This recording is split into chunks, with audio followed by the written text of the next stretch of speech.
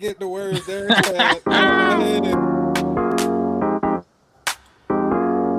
that sounds like a combo that need to be hit by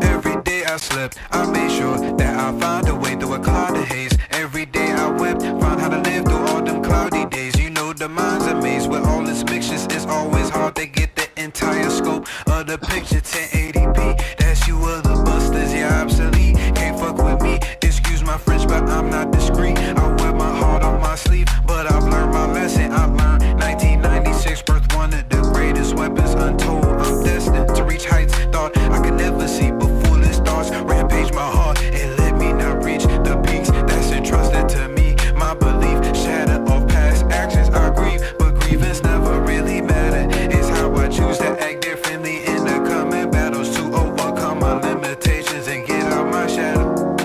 But it's hard to wade in this water, but it was never shallow. Fuck it, let me get the paddles. Fuck that now, let me get this castle. Fuck that now, let me get this battle.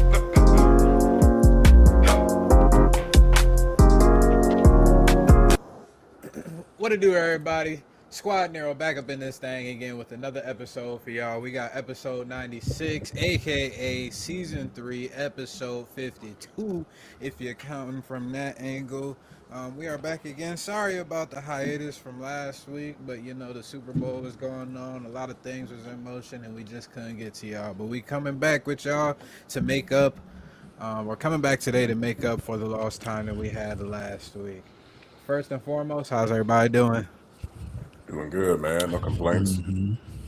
Bad Bunny turned up on that Super Bowl. Yeah. Yes, he did. It was a good Super Bowl. A halftime show. Not a good Super Bowl, but a good halftime show. Yeah, Super Bowl. Yeah, facts.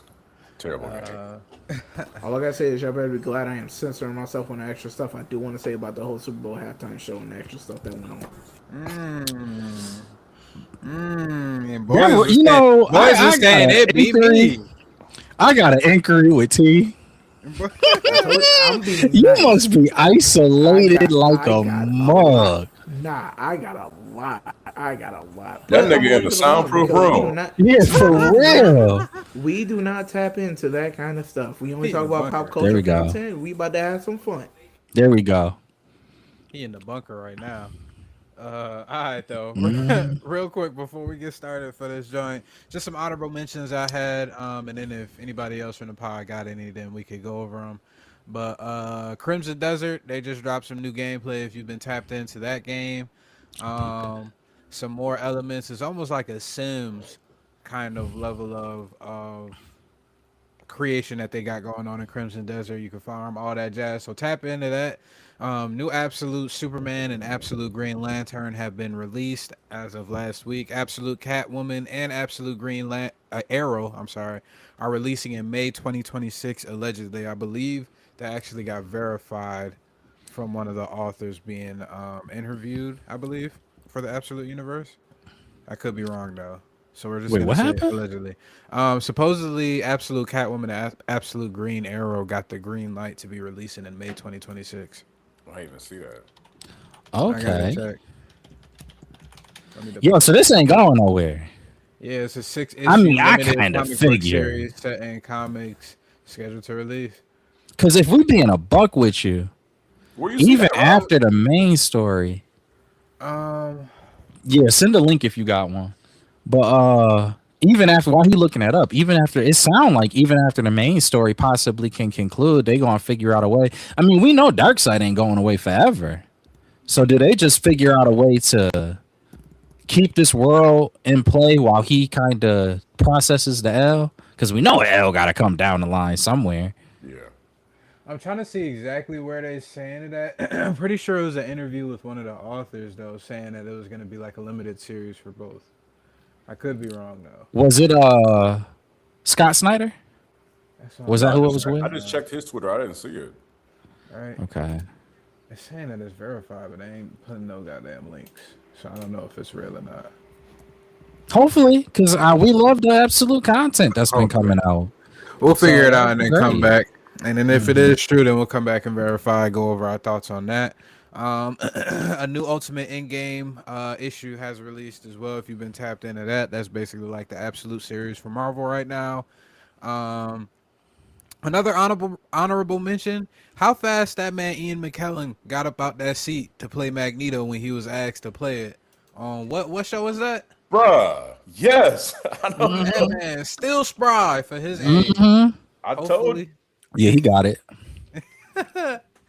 Hopefully, Hopped we right can about grow. that joint. Right about that joint. Like his knees ain't aching. It's crazy. But shout out to him. And that deserved an honorable mention by itself. JJK Culling Games has officially started on the anime side. I believe they're taking a hiatus this week. And then they're coming back on the 26th. Yeah, I saw something like that. If I'm not I thought it was mistaken. this week, but no, it's next week.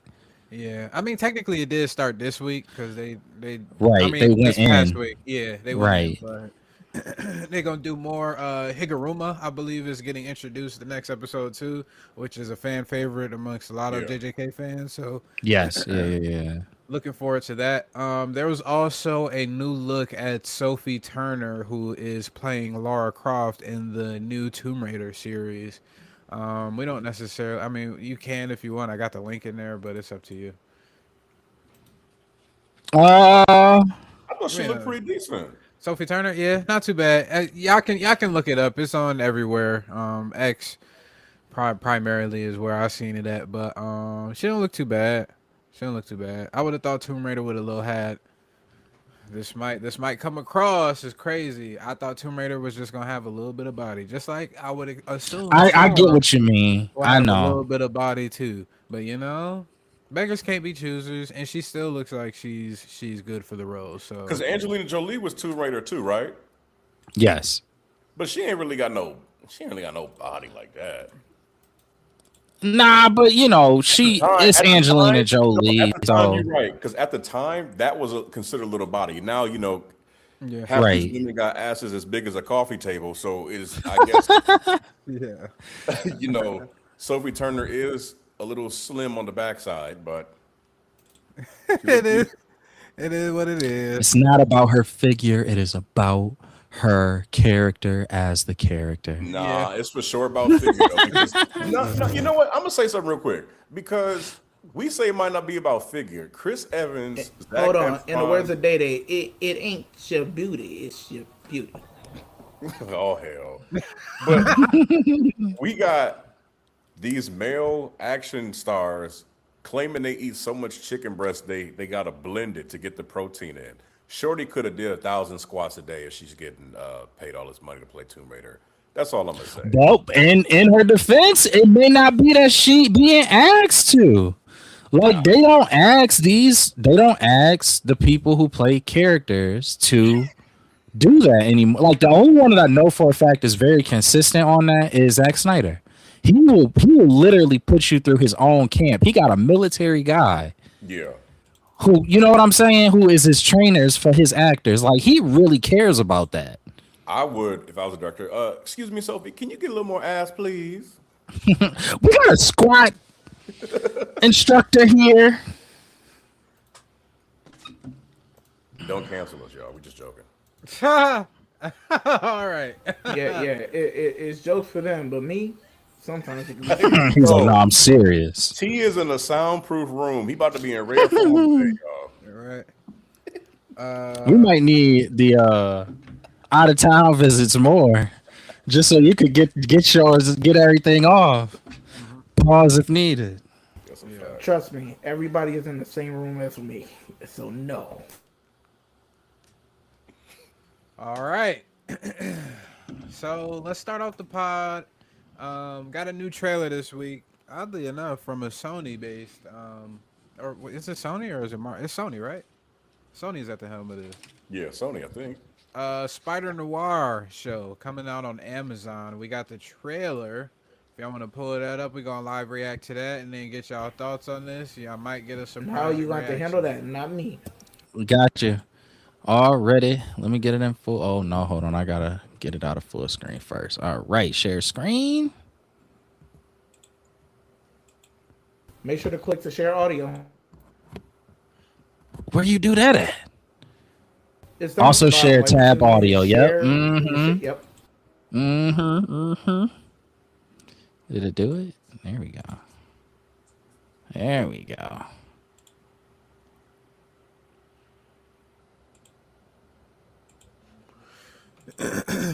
All right. How y'all feel about that trailer?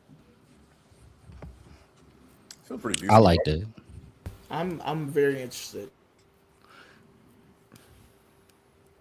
Rob. Okay, out of everything that's come out that you've had a critique about, this the one where you go, I just don't know. I really so don't. many I really don't. So many things came out that I would have been like, yeah, I feel you. For all people to say this is going to be interesting, granted, I've been told I hate everything, and that's why I give everything a lower rating, and I don't want to see anything do great and have fun with it. Now, out of him, I said it's going to be interesting. I'm being realist. I don't know. I don't know. I don't know. Personally, it just didn't. It didn't interest me one bit because it was so hard to try and get a beat on the story of what they're trying to convey with this. Like, okay, it's a completely new character. It's Ben Reilly, cool. Like, comic book wise, we know the importance of him, but what's the importance of him in this facet? Like, we already got, and it's a reason why one would assume that Ben Reilly's comics and all the other Peter Parker clone comics didn't do well because they could just potentially be non-interesting characters in the same realm as like a Peter Parker or Miles Morales. So for whatever reason, it's I guess it's cool. I'm interested to see what it is, but I don't, and it's Sony too, so I want to hold my breath on it. But this has been in development for how long? Couple years.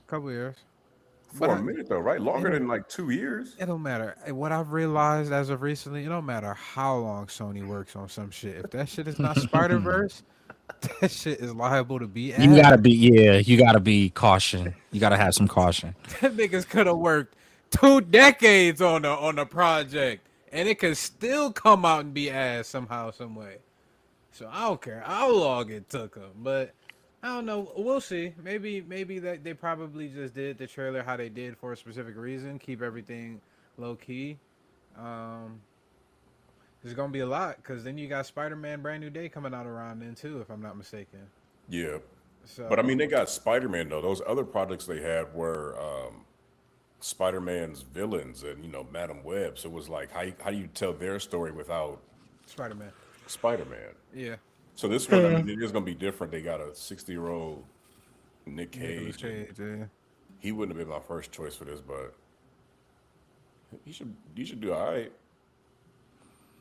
Yeah, it's so much of a side story. That's where I feel like that's kind of the saving grace in it. You already kind of going into it. It's not like you're going into it with the expectations that you would for just Peter Parker Spider-Man, or even, to be honest with you, a Miles Morales Spider-Man. Yeah.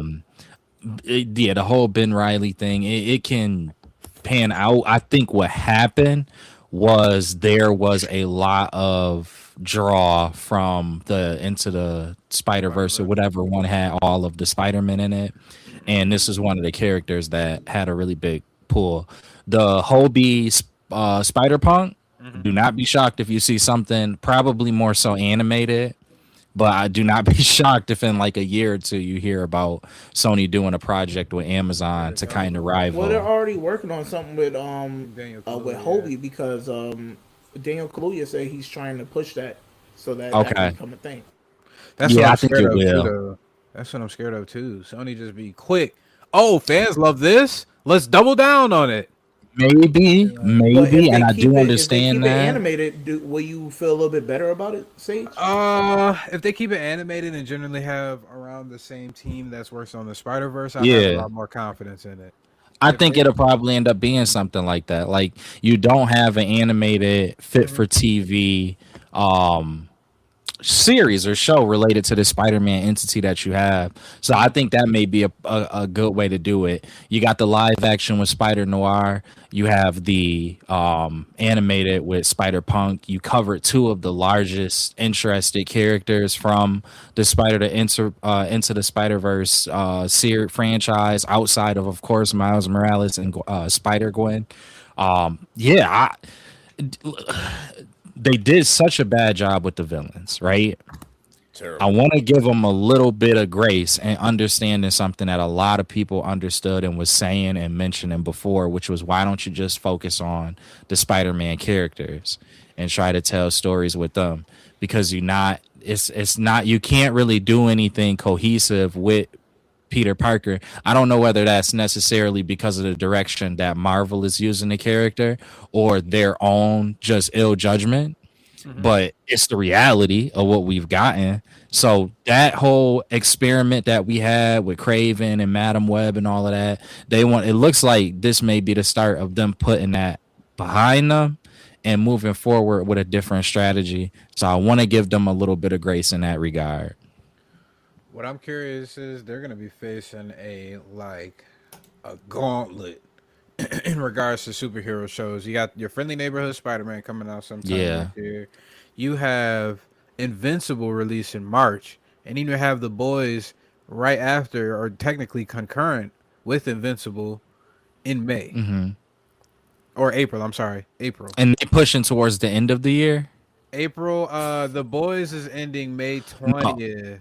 Not The Boys and Invincible, but Spider Noir. Are they pushing it? I don't think so. When is it supposed to come? I didn't catch that part in the trailer. When is it supposed to come out? May 27th.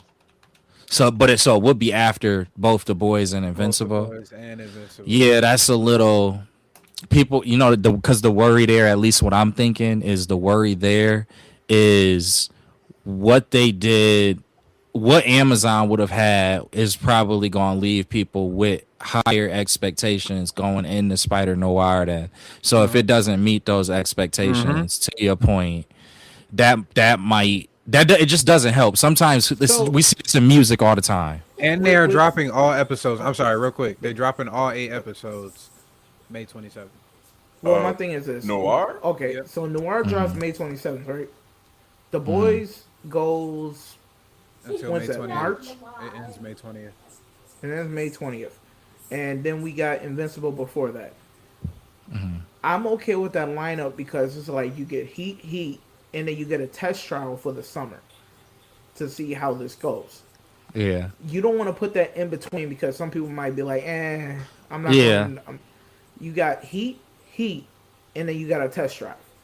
I'm okay with that because that test drive, you're dropping it all at once and you get to see what the views are looking like.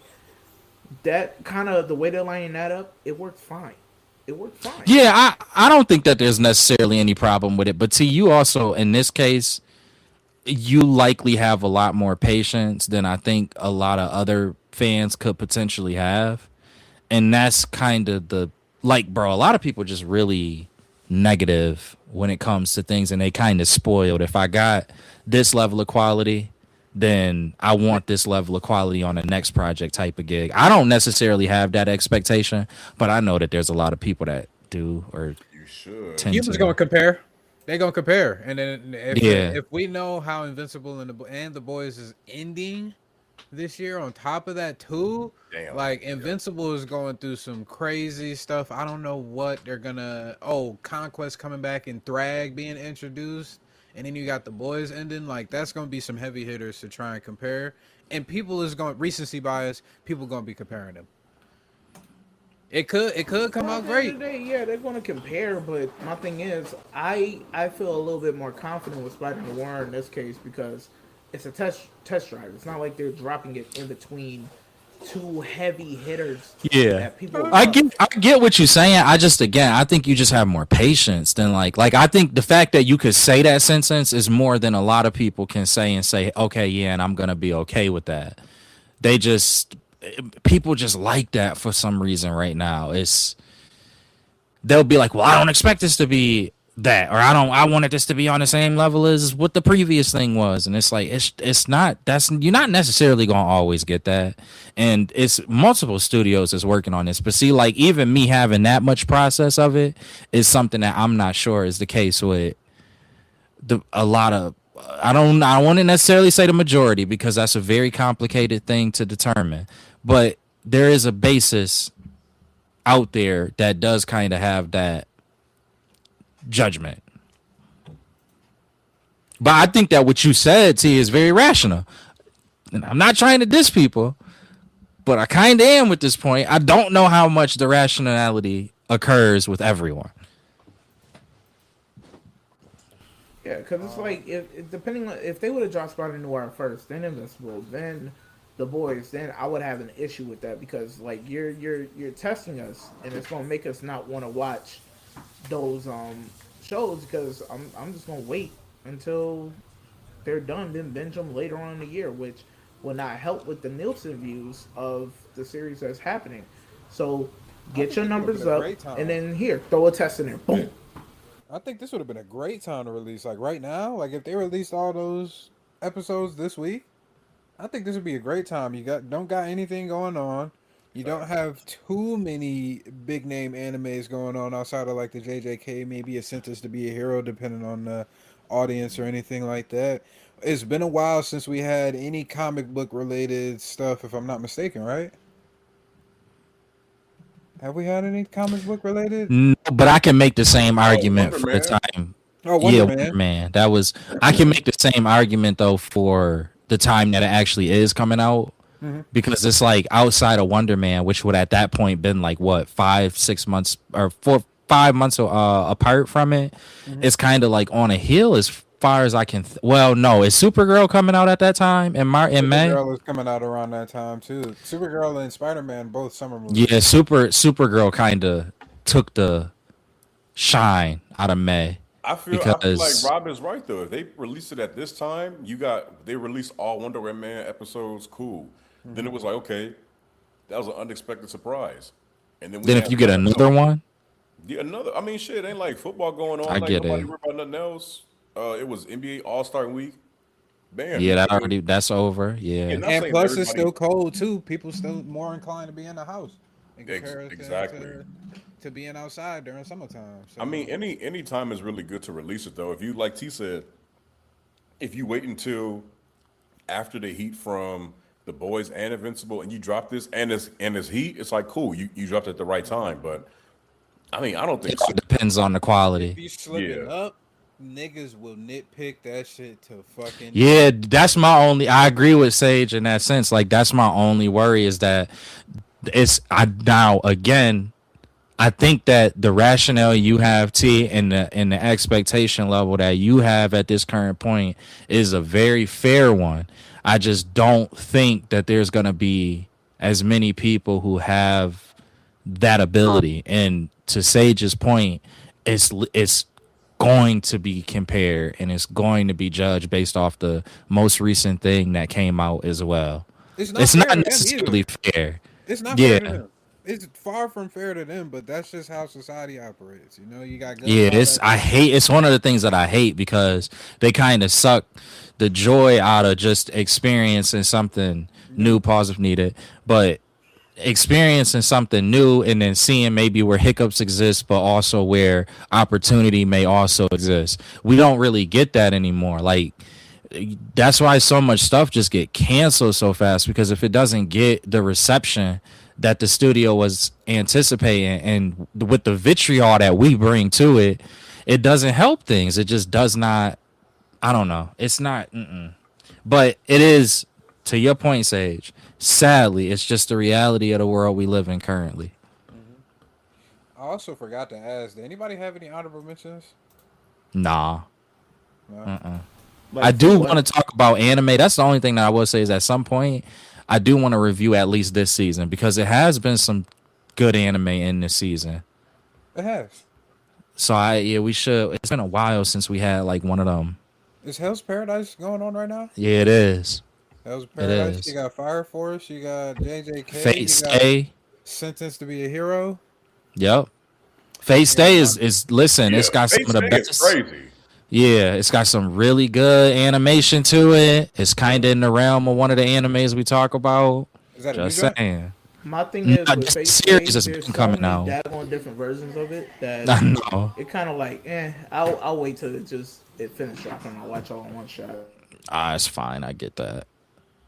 Cause it is. It's and some. And I'll be honest. See, another reason why I get that is if it's been a while since you watched it, some of the lore elements you may want to revisit. It's the same thing over and over again. No, they brought. It's different. This one is different. It's this is. I know they typically got that same formula. It's a different formula, which is new. It's like a new thing with this specific version.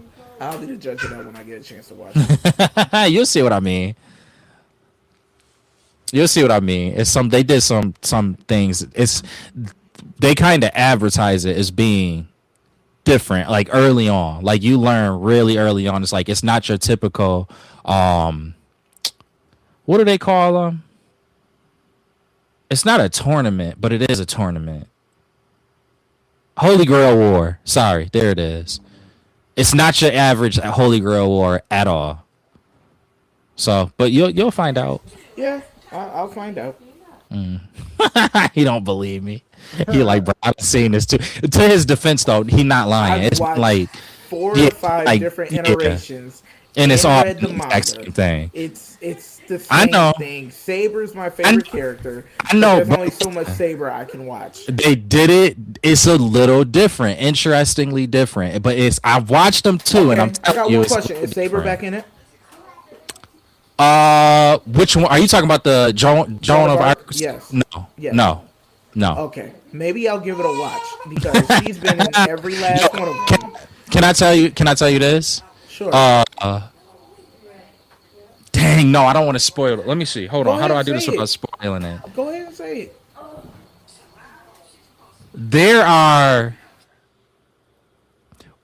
Okay, so we like several episodes into it, and normally we would be introduced to like the vast majority of the characters.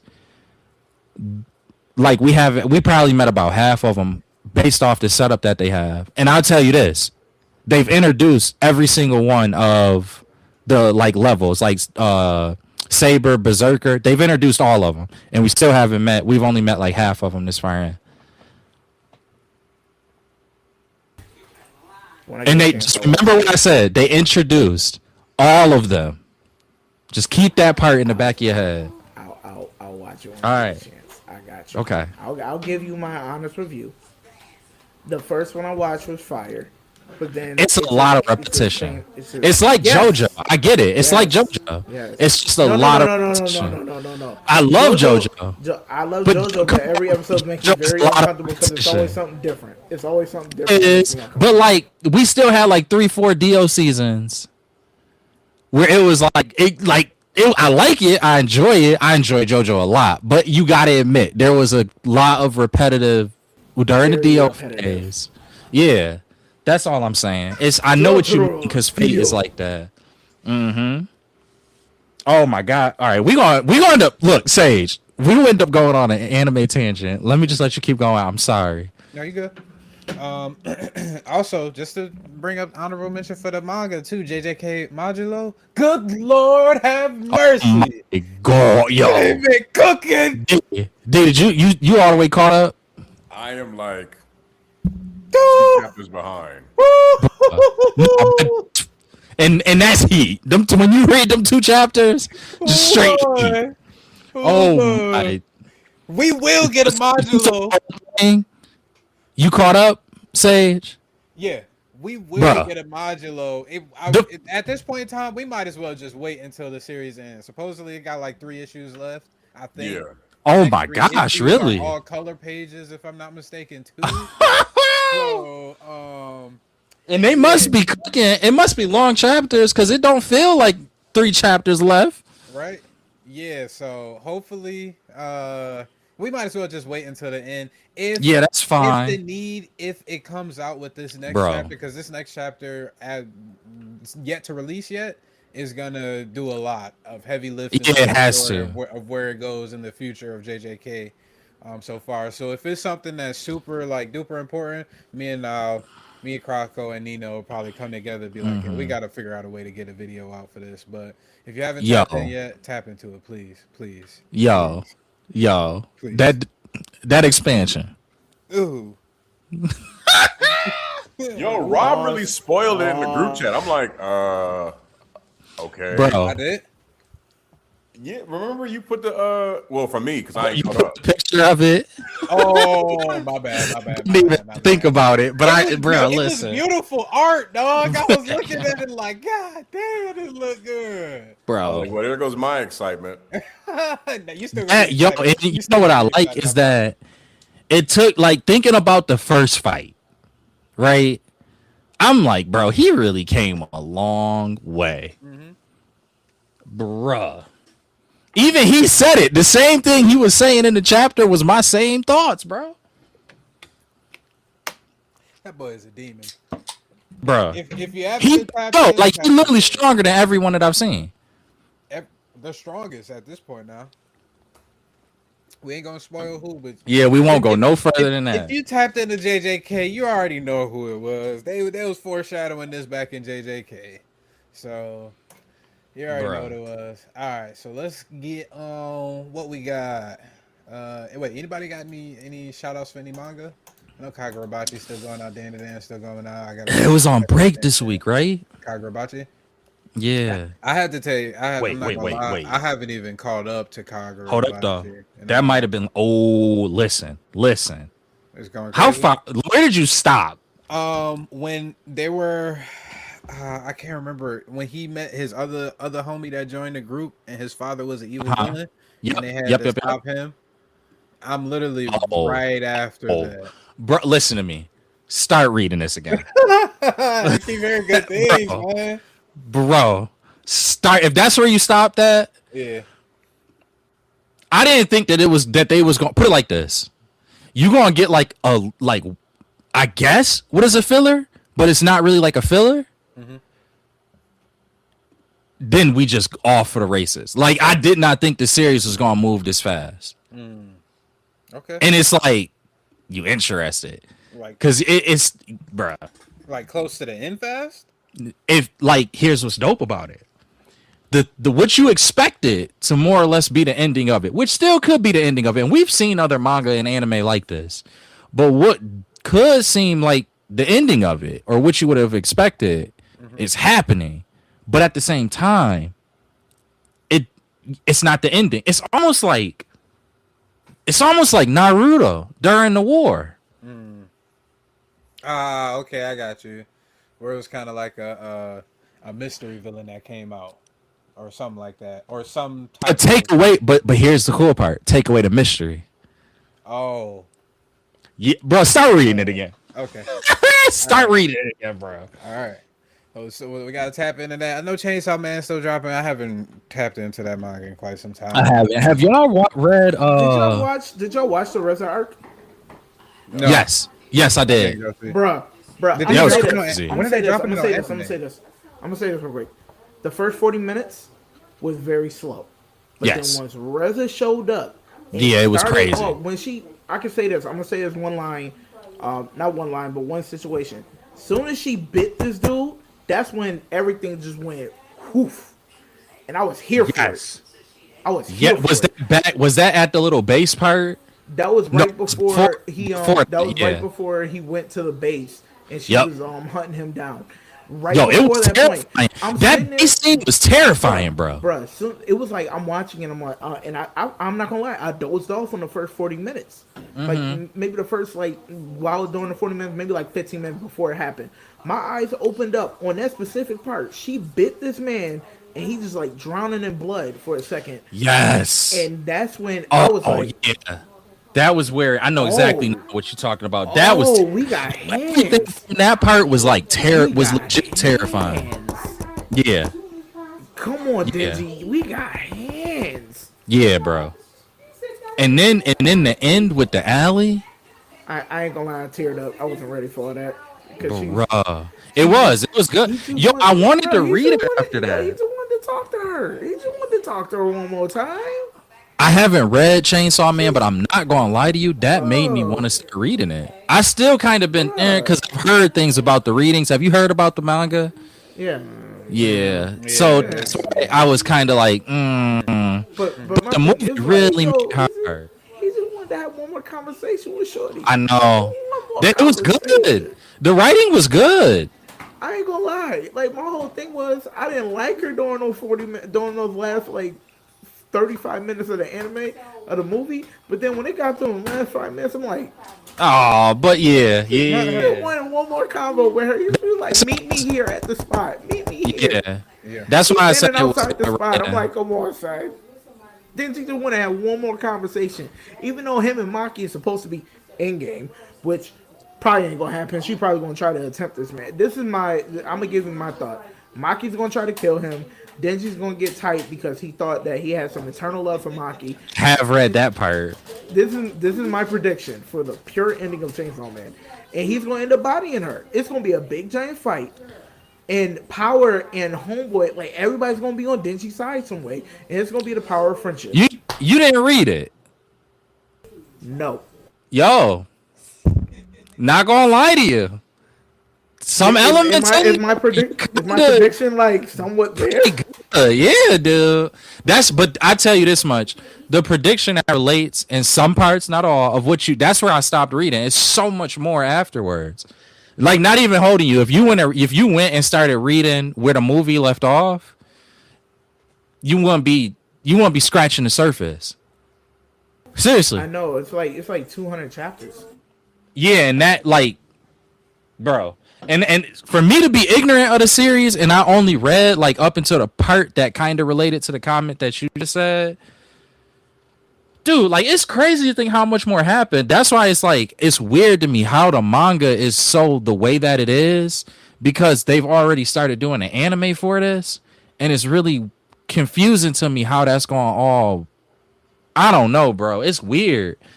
It's weird that anime or manga to anime translation for Chainsaw Man. I don't know what that's going to look like. I think that's why they taking so much time on it. Probably wrong about that, but I don't know. It's really weird. It's probably the weirdest I've ever seen outside of like a graphic horror anime or manga. But when you think about it, how many graphic horror mangas actually make it to anime?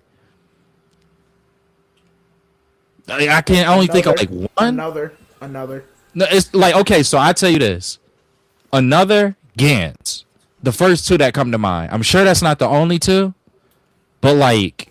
And I'm gonna say this when it comes to another. If you like, what's that one with that girl? If you like Final Destination, watch another.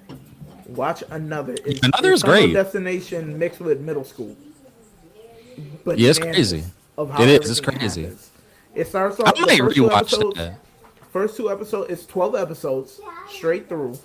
First 2 episodes is a little bit like of a slow burn, but then once it picks up, it picks up.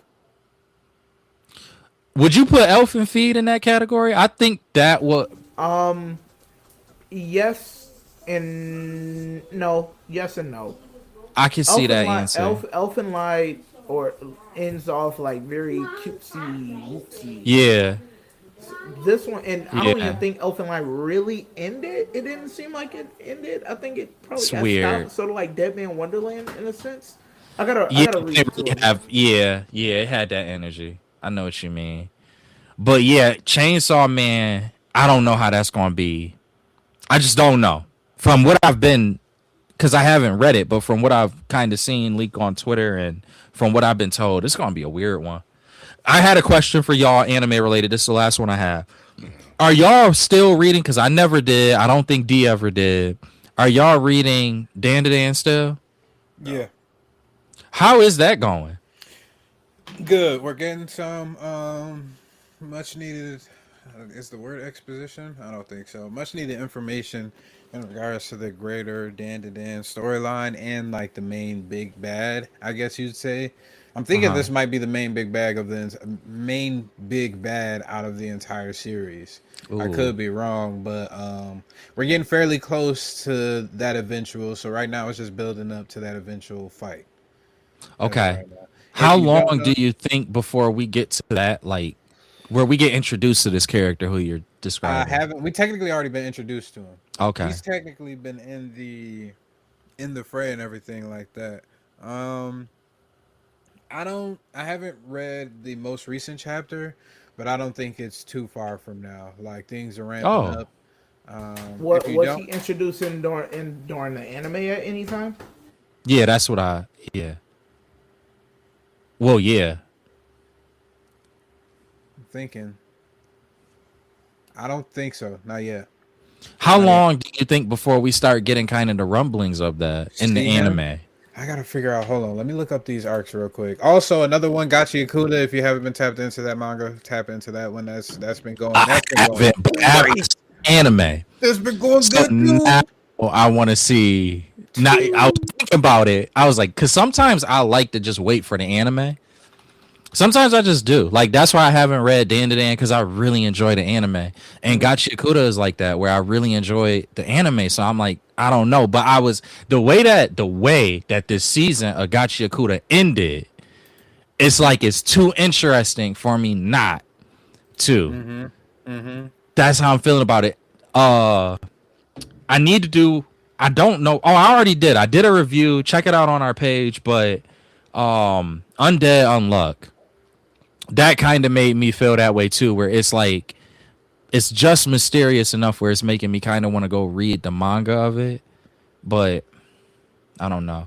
Yo, I ain't gonna hold you too. Out of the new stuff, T, I still gotta go back and catch. Well, not go back, but catch up on what's our joint?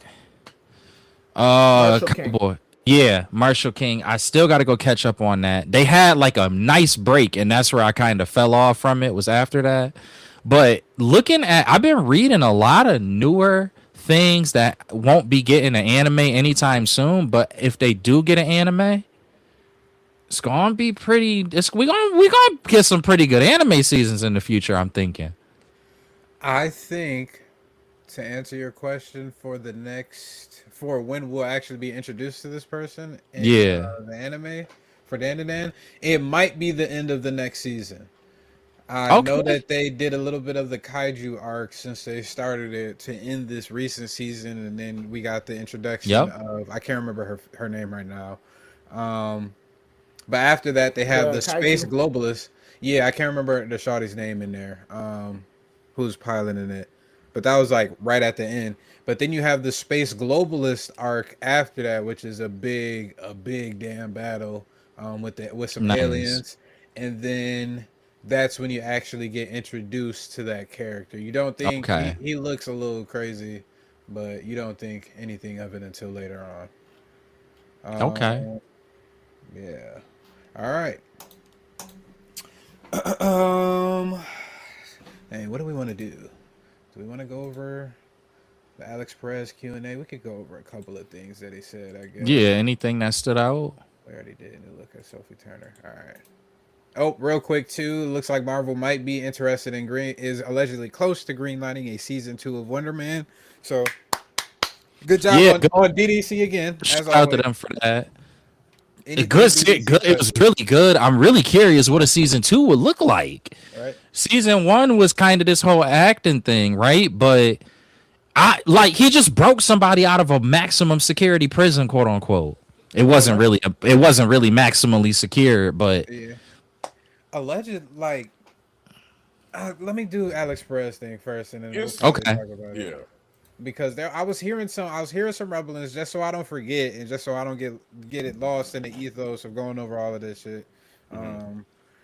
Supposedly Marvel is more interested now in just doing team up movies and going over character stories within those team up movies more so, or team up projects more so than dropping singular projects. I think like Black Panther 3 and Spider-Man, you might have your one-offs or anything like that, but like Captain America, he might be more so in the team up project. Elena Belova, team up projects. Young Avengers might be team up projects, all of that jazz. So I think his role would fit perfectly if they're going the mutant route with the X-Men. Possibly. I've been hearing rumblings about West Coast Avengers, West Coast Avengers too, yeah. Since Vision is coming back too. Cole, I was about to say Cole Bishop. What's her name? Kate? Hawkeye? Oh, Kate Bishop. yeah. Yeah, Cole Hmm. Bishop. We don't need no Bill safety throwing arrows at niggas. Nonetheless, let's get into this Alex Perez joint.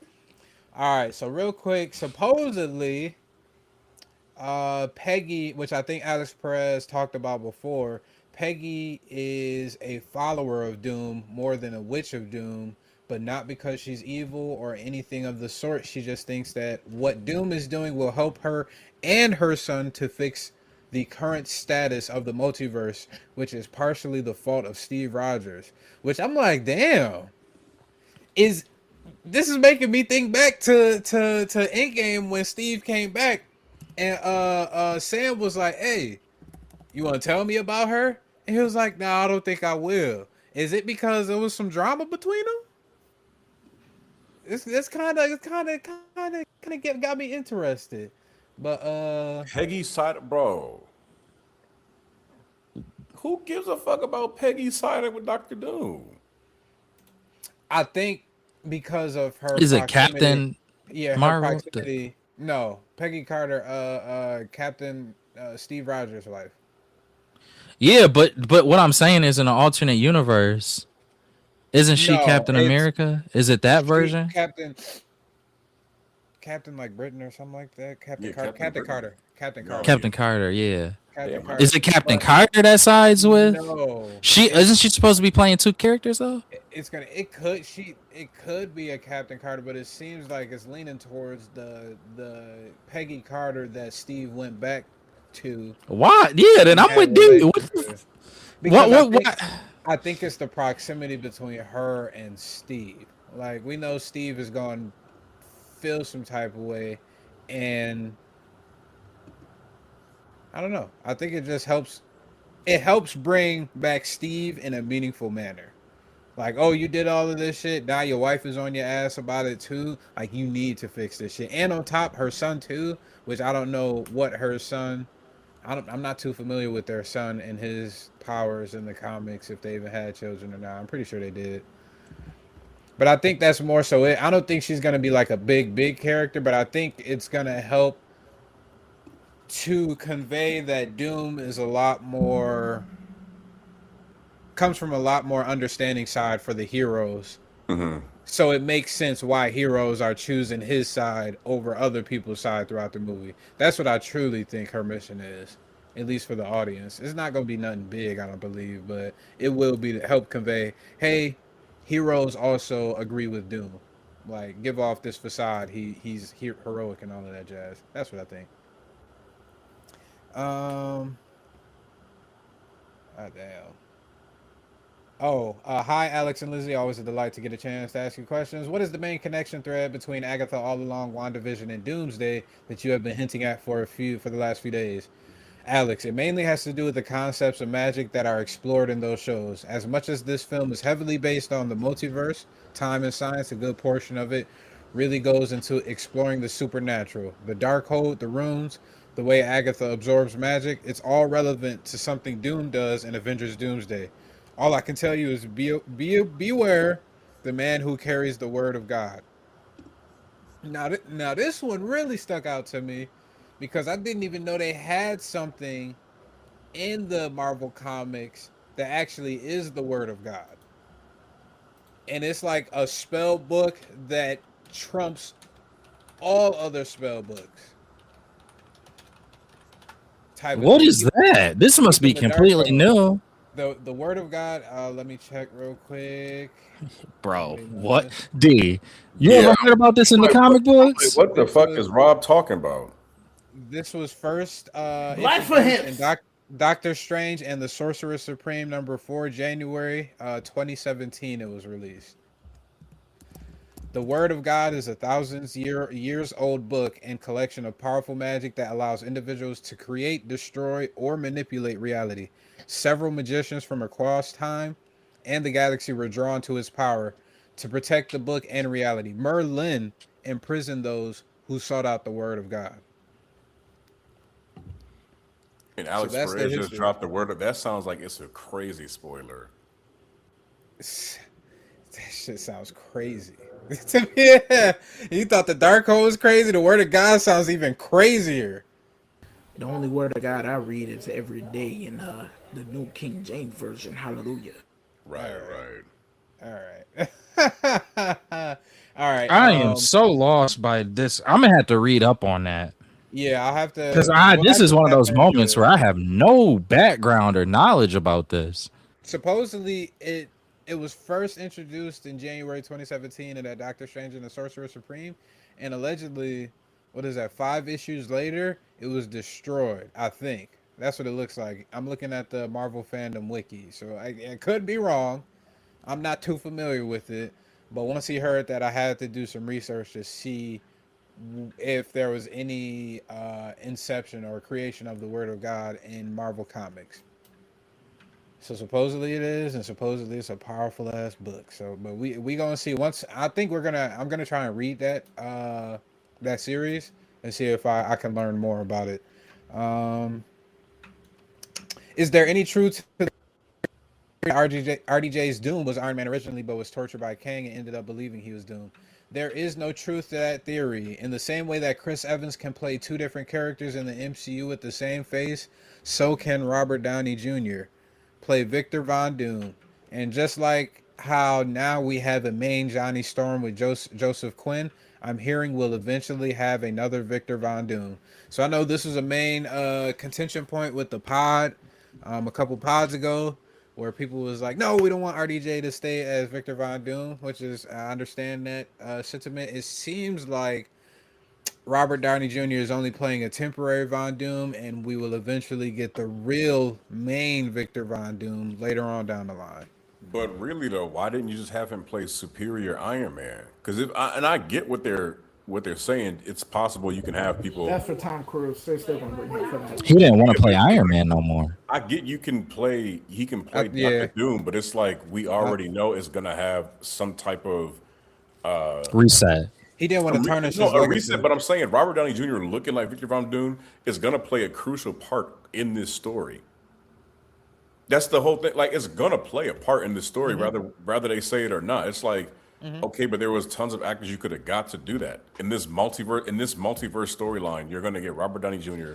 to play Doctor Doom. Then at some point the mask is gonna come off and he's gonna be recognized. Like, oh my gosh, this is Tony Stark. And then they're gonna go into his backstory or whatever. But then it's like the first time we're meeting Doom is going to be as a variant. So the next time when we get the real Doom, it's not going to hit the same when we get the real Doom. Even if it's a reset, Rob, it's not going to hit the same if we get Robert Downey Jr. for 2 movies, or 2 or 3 movies. Then you reset and it's like, all right, here's Doctor Doom. And it's like, but we just had him for 3 movies already. And it was already Robert Downey Jr. and he wasn't the real Doom.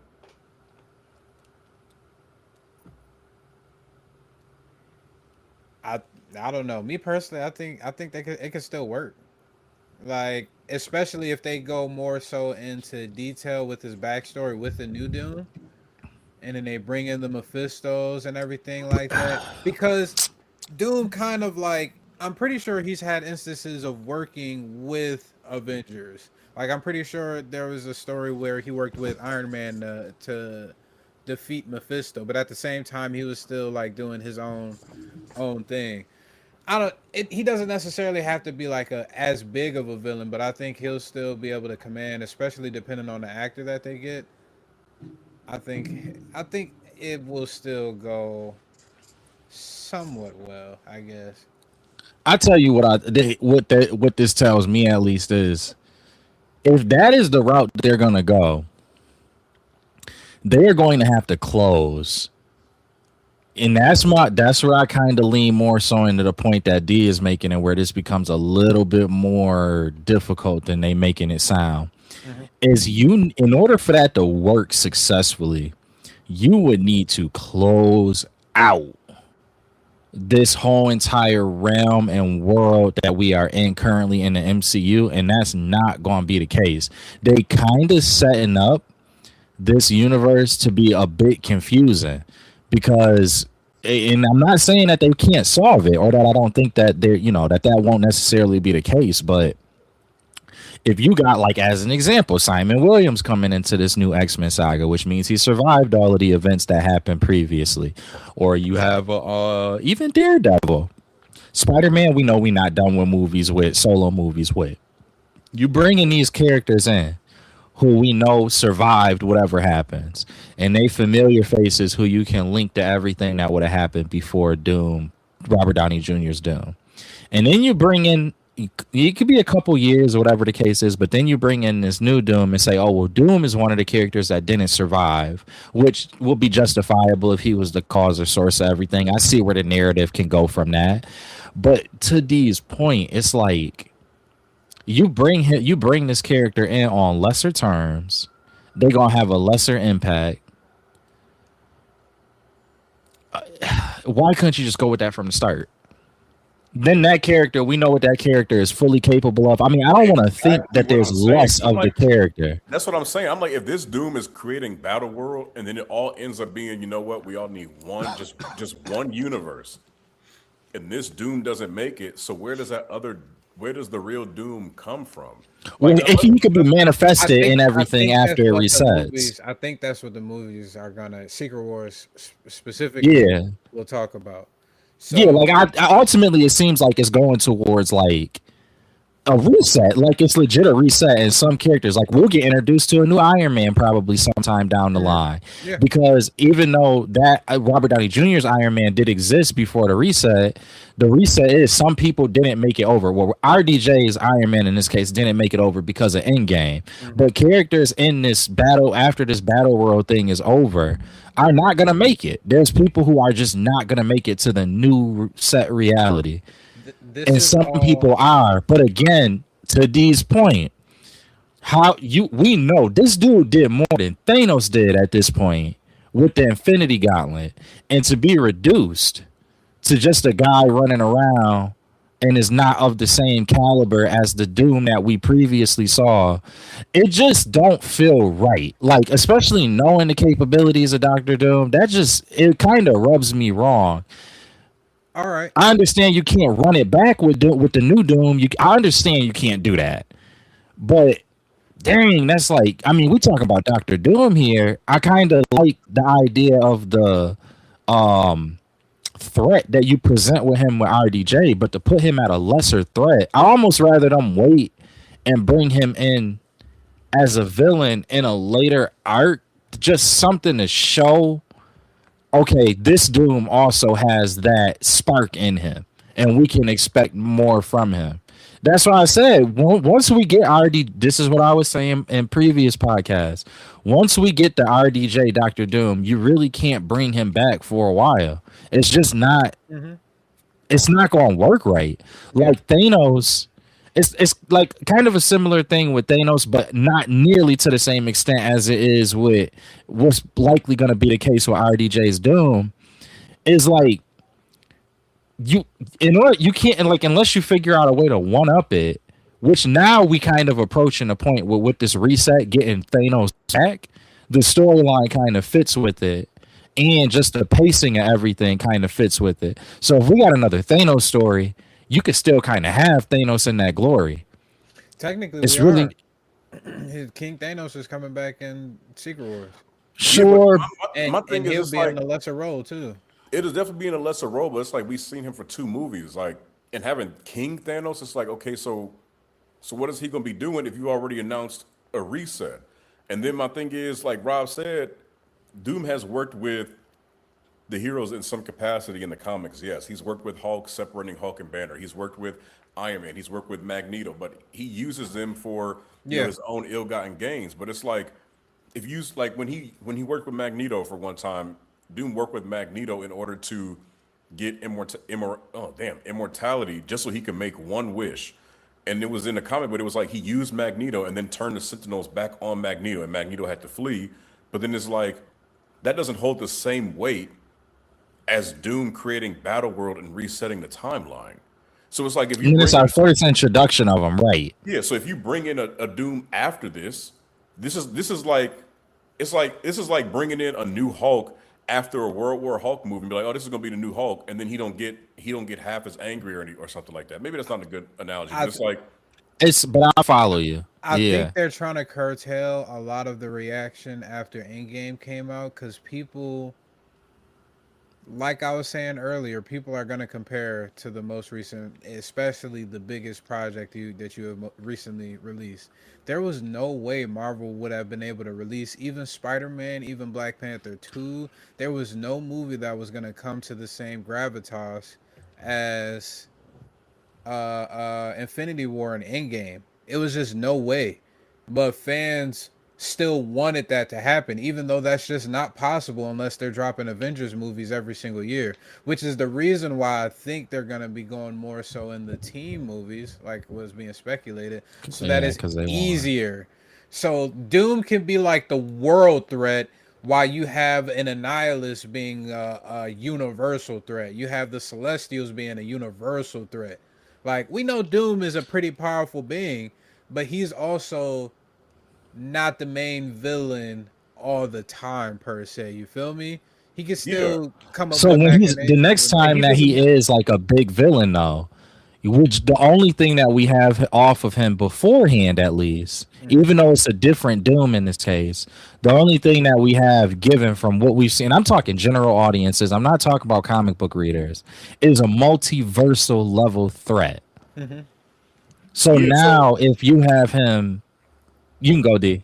no, I was saying like to Niall's point, like Rob is saying like he doesn't have to be the big bad. Like Doom doesn't have to be the big bad for all the Avengers movies Mm-hmm. or anything moving forward, even Fantastic Four movies. He's always, behind the scenes doing his own thing.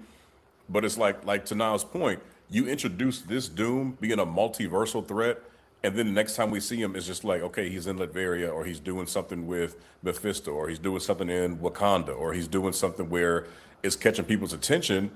And then, like Rob is saying, you can have an Annihilus, you can have the Celestials doing your Judgment Day, you can have all of this, and you can still use Doom, but it's like you're using Doom in a point where he was damn near untouchable in Secret Wars. Then you bringing in a new one, so it's like you already bringing in a new Iron Man, following Robert Downey Jr.'s footsteps. That's gonna be hard to do. Then you put the same nigga doing that in a Doom costume and give him the ultimate Doom shit and say, all right, two new niggas come in, you gonna have to follow into Robert Downey Jr.'s footsteps. It's gonna be like, okay. And then to Rob's point about Endgame, it's like with Endgame, I feel like they had some of the movies like put in the wrong place. I think Black Widow should have been done like 4 or 5 years before Endgame. Mm-hmm. Black Panther 2 could have been done if they had say, and I feel like they really dropped the ball not having T'Challa there when the snap was gone. That could have been a Black Panther 2, some shit going on Wakanda with his people, and then also figuring out how to bring people back. And it's like they kind of dropped the ball in that regard. And then after Endgame, it could have been like a little reset, or hey, we're going to introduce mutants, and these are going to be the characters that we have. But it was just like after Endgame, people wanted more because other stories weren't finished. It's tricky because I mean you could bring Doom in and have him just be like the new Doom. You just have him kind of flex a little bit, but it's not obviously nearly to the point that the previous Doom we saw did, but enough of a flex to make you feel like, okay, this version of Doom could also be a problem down the line. They could do something like that. But you're gonna have to then the question becomes you're gonna have to fit the story. Sorry, you're gonna have to fit the story to make that work. And that's my question. Really quickly, never mind. That is spam. Yep. Never mind. Yep, we're already banned. Well, we'll have to see though. I feel like it all depends on how they do Secret Wars, how they all convey It Doom. comes down right. It's just gonna have to come back around to the story. Like if they do a Fantastic Four story, and that's where we get introduced to the new Doom Mm-hmm. and like the post Battle World scenario. I feel like that's good. I feel like that's I good. mean, it's fine because it's exactly it's traditionally how Doom is used, but you gonna have to make it Good. He's gonna have to be the really. best So in this villain that post Battle World, Secret World universe that we're going to be building, when they introduce this new Doom, is this going to be someone that has had history with Fantastic Four, with That's another good question. Reed Richards? So it's like when you're resetting things, it's like, oh, well, everybody's been here. It's like, okay, so what's everyone's history going to be at that point? Because if they defeat this Doom, are they just in a world where they know Doom was defeated, or what's going to happen, or is it just going to be like Doctor Strange is going to be the one that remembers what it was before with a handful of other people? With Jonathan Hickman's Secret Wars, only Reed and Franklin remember the universe prior to. But I don't think they're going to be going, following Jonathan Hickman's, because it's the way they're establishing Reed in this. They really haven't established him as, this new leader going forward in Marvel. And I feel like maybe it might be Doctor Strange. I feel like Doctor Strange could be that person, or Reed Richards, but I think Doctor Strange is going to be temporarily cooked in Secret Wars, because he's going to end up helping the Avengers out, the heroes out. But I think this is where Doomsday will come in, because Reed he's probably going to be the one to build the raft, which allows the heroes to survive the final incursion and then make their way to Battle World, with their memories intact and everything like that. It all depends on these movies. I think they're gonna convey Reed as a de facto leader, for this, because he'll have so much knowledge on the topic. Probably Shuri as well. Probably a Sam Wilson as well. But I think Reed might take, because he would probably be the main one, or the smartest person to. It takes intelligence, yeah. The smartest person. Doctor Strange should have a big role too. He'll have a role, but he won't be the full. I think he might have a more elevated role, for the simple fact that they likely will need him to tap in to a lot of things, and you got to also think about it. At least comically, or in accordance to comic history, even though Reed Richards is like the smartest person in the universe, he is still very inept when it comes to magic. So I think you got to have somebody on the heroic side that kind of makes up for that. That's why I don't hate the idea of Strange being the one who comes out of it remembering everything. I think that's probably the best role, because they going, like, especially if we know that Strange Academy is coming down the line, that's a great excuse to get, like, for him to like really push the students, or at least the entire setup of Strange Academy. So I like that, the idea of him coming out of it. But like, my thing is this, and I was hearing rumors that Secret Wars is going to be possibly in 2 parts. As much as I don't necessarily want that, just because of like time reasons, I kind of think that may needs to be the direction that it goes into, because they got to make that story like work impeccable. Like, it's a lot of pressure on how, okay, we know that this movie is the one that's going to be doing the big turnover, and the turnover isn't just like Spider-Man going through his things. The turnover is like we getting introduced to the X-Men now. Like, this is the X-Men saga, so they got to close this and have it introduced the X-Men saga in a way that's going to not only mainly motivate fans going into the X-Men side. Do the X-Men just being the X-Men help with that? Of course. But you got to bring this all together. Like, it's a lot. We already talking about a lot of plot holes, a lot of just things that won't be covered. We know for a fact it won't be covered. You got to wrap all of that stuff up. Then you also got to wrap, like, bruh. It's a lot, bro. It's a lot. You gotta make sense for X-Men being in this main universe. Then you gotta make sense for some characters coming back and some not. I don't even hit a good question that I'm really curious about is, what is the future of Chris Hemsworth's Thor? In his personal life, he's been having some things that's been, without going too much into his personal life, because that's not necessarily needed. But he's had some things that he's had to shoulder and make him look at how he is going to treat his acting life going forward. He might not want to keep on doing this. He might be kind of saying, look, I got to loosen up and take kind of simpler roles, ones that don't necessarily involve me getting in stupendous shape all the time. And if that's the case, you may have to also introduce a new Thor in this new reset. And it's like, you got to make sense of that if that's the case in Battle World. And it's a lot, bro. It's a lot that and again, I'm saying this without knowing all of the characters that's included in that. Like, if Doom make it over for a third movie with Robert Downey Jr., then you got to make sense of that, especially if there's going to be a newer Doom down the line. And then that's going to somehow have to tie out of Secret Wars. You know what I'm saying? Like, it's the Wolverine. We were already talking about it. Okay, they supposed to be getting a new Wolverine as well, but we also know Hugh Jackman is likely to come back for another movie. You gonna have to make sense of that in Secret Wars. Then we gonna be getting a Black Panther that's introduced in the film that is gonna be our long lasting Black Panther. So then you're gonna have to make sense of that in the film. Then it's other characters. It's just a lot. It's a lot to it's a lot to figure out. I think y'all might be thinking about this too much.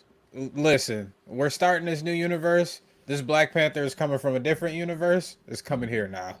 We got potentially. No, I get the way to do it. That, but this Doctor Doom we're getting from another universe has no history with Reed. We don't even know if this Doctor Doom has. He does have a history with Reed. Supposedly he does. That's how that's gonna work. But I'm saying Robert Downey Jr.'s Doom has history with Reed, but we're supposed to be getting a new Doctor Doom after this, is what I'm saying. Yeah, and so the whole entire story will be reset, type of thing. So instead of it being controlled by He Who Remains, just Reed and Doctor Doom's relationship would just be transported from the Earth that they was already at, just transfer it here with the new Doctor Doom and everything like that. Just like how Fantastic Four, there was the older Steve Rogers, what's that man's name? Chris Evans, who played a Human Torch in Deadpool and Wolverine, but yet we got the main one in Joseph Quinn in the new Fantastic Four. Like, they're just gonna just do it all anew, just make a new Victor Von Doom, and have it be that they always had this history going up to this new world. Because again, it's a reset.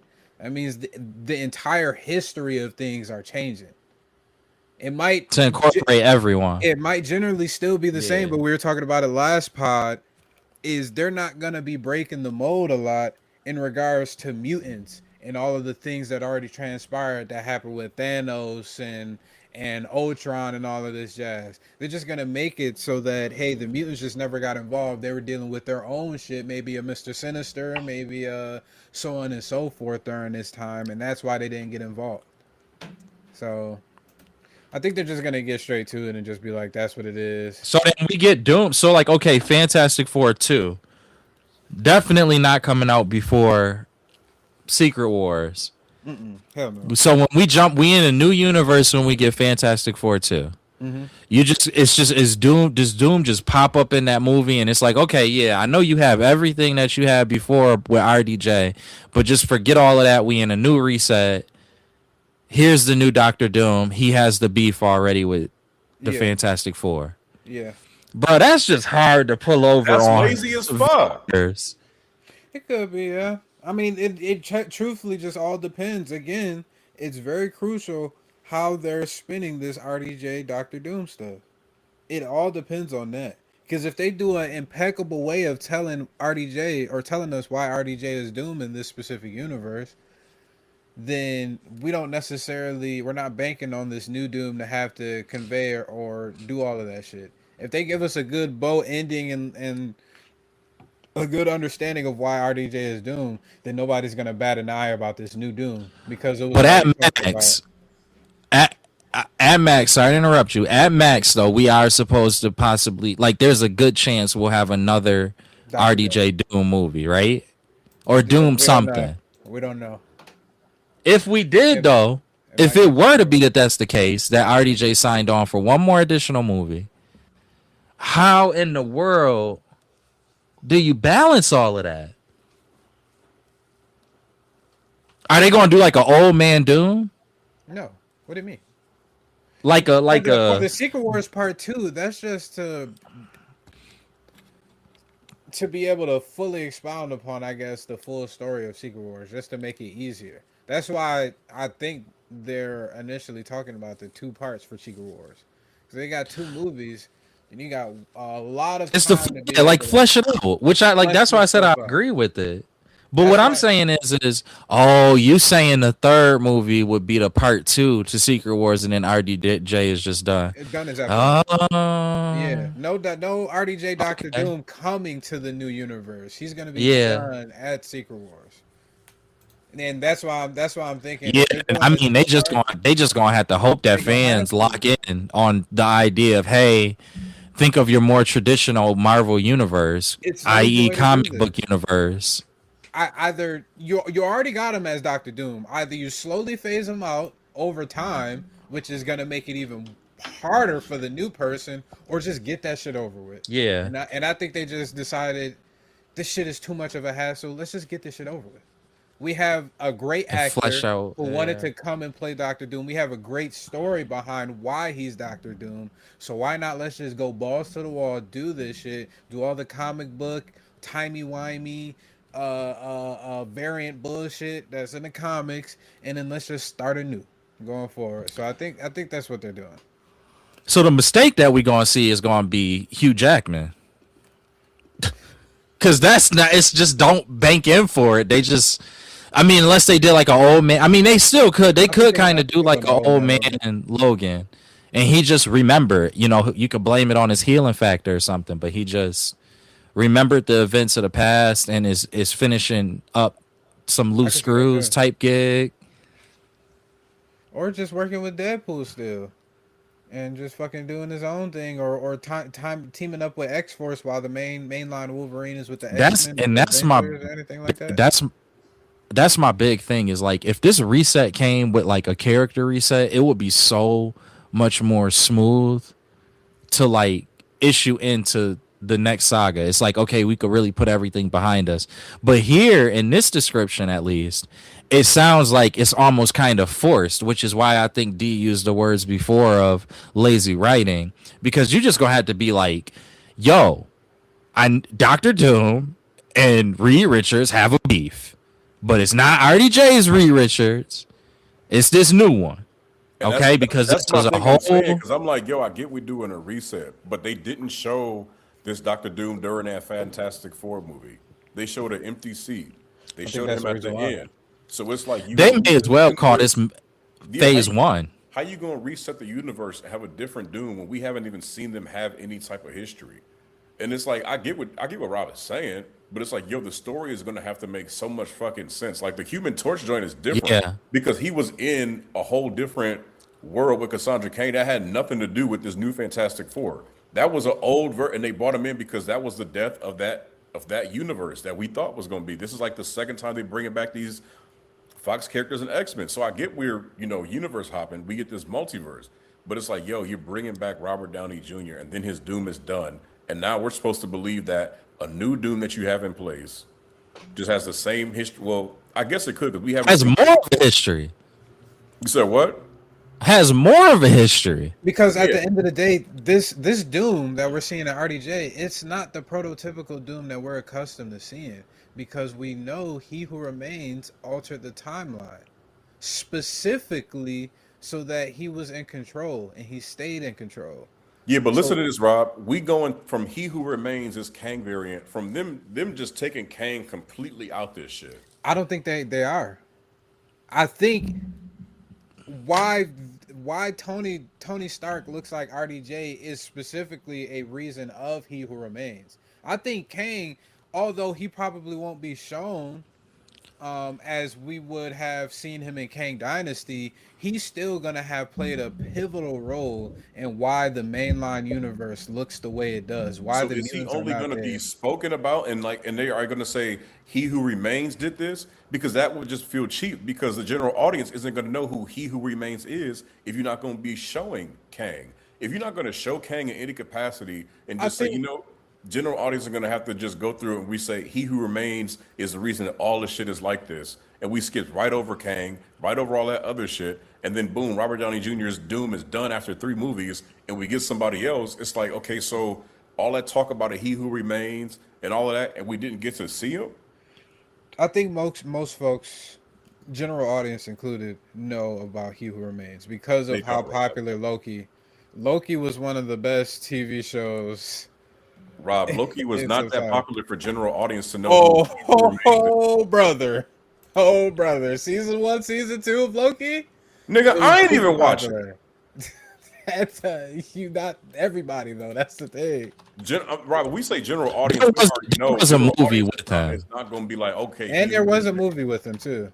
But to the point of that movie didn't really satisfy the explanation. Mind you, remember that was like the nanoverse or wherever that verse is and Ant-Man. So it's not like that movie really did anything to push the major multi-universal controlling Kang. You would have to have watched Loki, which to D's point that everybody watched Loki though. Like I know that it was a very well performing show, but general audience going in here knowing the hype of Avengers is probably a lot larger than any other medium that you have for Marvel. I think that's where you also have a Loki though. So even if they don't show Kang, they still have people who have dealt with He Who Remains. They still have Loki, who's right now at going to be a huge pivotal part where they could just lean on him to do an info dump on He Who Remains, just in case for anybody that don't know. They could do like brief little recaps, like in anime, where they go back in time with a little flashback scene to show something, and then they could keep the ball rolling. You don't necessarily have to go above and beyond to do that.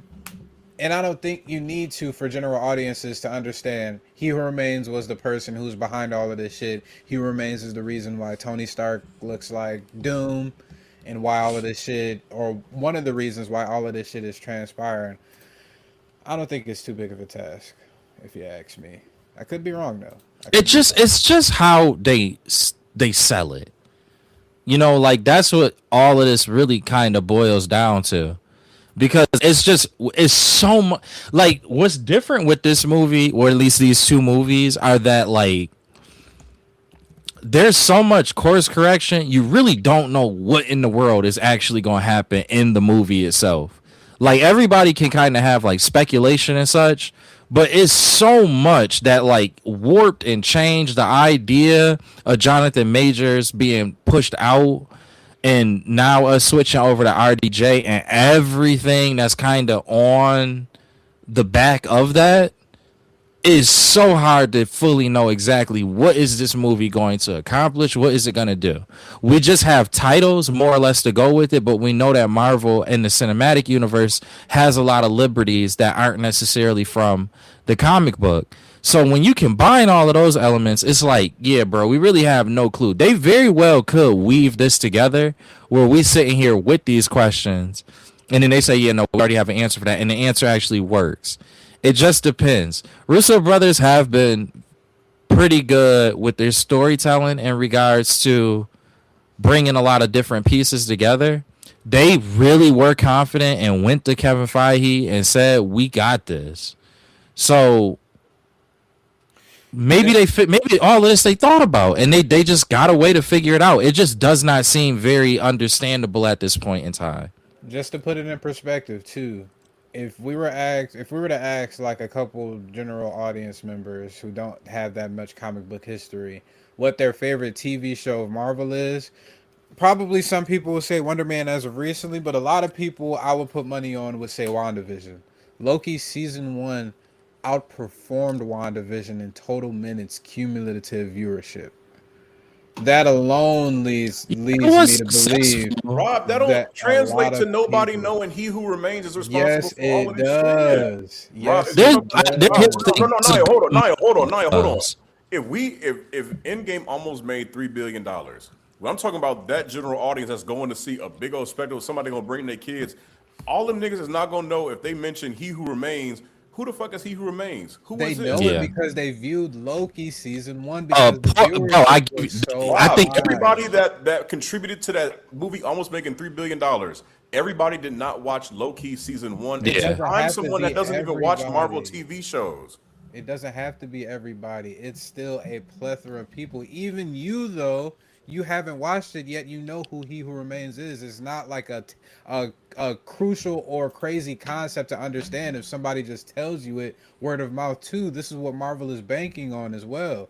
People don't, if you don't watch the shows, you got hella YouTube creators dropping videos on who He Who Remains is. Rob, a lot of general audience isn't watching YouTube videos either. You got to understand. So this is not. You cannot. Even in business, you can't operate on optimism. Marvel can't just say, "Oh, you know what? Word of mouth. Everybody's going to talk about He Who Remains." You have to. You have to forecast his success and like stay grounded in that. Like that's all I'm saying. You can't just be like, you know what? Loki season 1 did well. Season 2 did well. Everybody gonna know who He Who Remains is. We don't need Jonathan Majors in here to do that. You literally had the Kang Universe title and you canceled it. And now it's Secret War and Doomsday. It's different. Some people just want to go see a movie. Some people not going to be following all of this shit. And then you start naming all this other shit going on. They're like, okay, yeah, they can look it up, do a Google search, but they're not as invested as we are in this He Who Remains to understand why. Wait a minute, Robert Downey Jr. I thought he died in Endgame. Why is he back as this person? Why is Doctor Doom this and this? Why is this going on? When I say general audience, I think of somebody like my sister, Derek. How come Wolverine wasn't in the Spider-Man movie? Huh? Derek, how come Batman wasn't fighting with the Avengers the last time? She's the type of person I'm talking about. She's not like her boyfriend explains things to her, but it's like when she asks me this question, I'm like, yo, there's other people out there like that are going to these movies and are sitting there and have no clue what the fuck is going on, especially when you have 50 fucking characters in a movie and different timelines and all this other shit. That's the same. Like, people didn't understand a lot of the jokes that was hitting in Daredevil. They didn't understand Ryan Reynolds' relationship with Wesley Snipes or relationships at Fox or understanding why the 20th Century Fox was in the background. Some shit does have to be explained, but that doesn't mean that, the general audience is just hip to all of that. Which, unfortunately, here's the thing, too, though. There's not, like, with the exit of Jonathan Majors, there isn't really anything that they could do. And but here's the thing, Sage. Here's the thing. That's one kind of asterisk towards this is confusing to the general audience. So that's where it's going to be, like, paramount that how they close this out and introduce the new series doesn't repeat that. Because if that isn't handled successfully, though, what's going to happen is that same general audience that D is talking about is going to be like, bro, I'm not watching these Marvel movies. This is too confusing. They always confuse me. Mm-hmm. Because he's right. It's people like that. They're going to be like, nah, bro, I ain't doing that no more. That's too confusing. I don't understand what they was trying to do. They introduced this person who they never showed me and said that he the reason for everything. And then now it's this new dude who is RDJ. Like, I'm too confused. For you, IDT, we not confused. We understand. But you talking about, bro, come on. Like, come on. Never said it's not going to be easy. They're going to have to figure out a way to be able to convey it. That's my point. It's not. That's just my point. Is that I think that there's more than enough ways for them to be able to convey it enough for people to understand it from other people's standpoints and not just from Kang's standpoint. Yeah, but then it's like you got to go do like. See, that's the thing about it though is either the other characters are gonna just like literally there's gonna be a portion of the film where they just break it down and explain, which is like. Woo, boy! You gotta don't underestimate the viewer because there are the viewers like us who like if they got a almost like a anime style breakdown in the middle of a film, like we used to it, we conditioned to it from anime. You watch that JJK Tengen scene and you like what is happening, but we stick through it. Like we stick through it, right?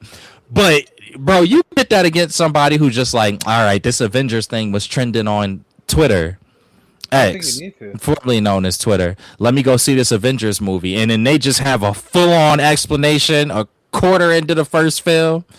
And it's like, bro, they got me reading. They got me looking at charts. They talking about this guy they not even showing me. Bro, like, it's a very intricate balance. People gonna see the movie regardless. Mm-hmm. But if you got a lot of people in the GA that haven't seen a movie since Endgame from Avengers or Marvel. It's gonna be with them.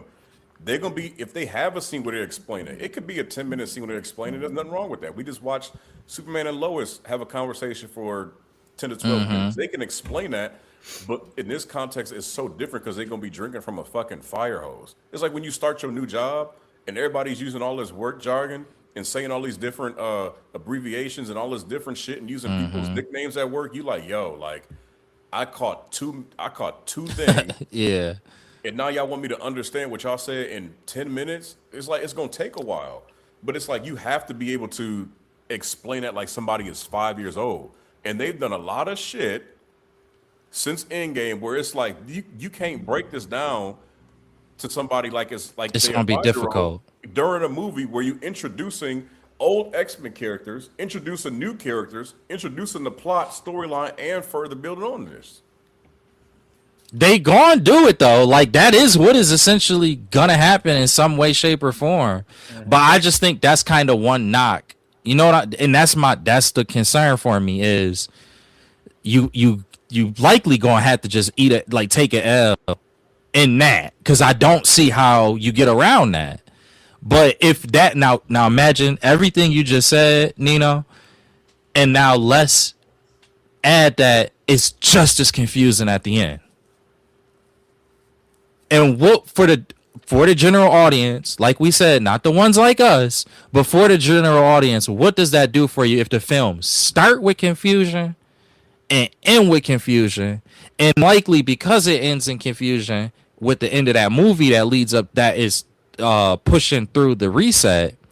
Now you got to have another start that's confusing. It's going to like almost build up a reputation.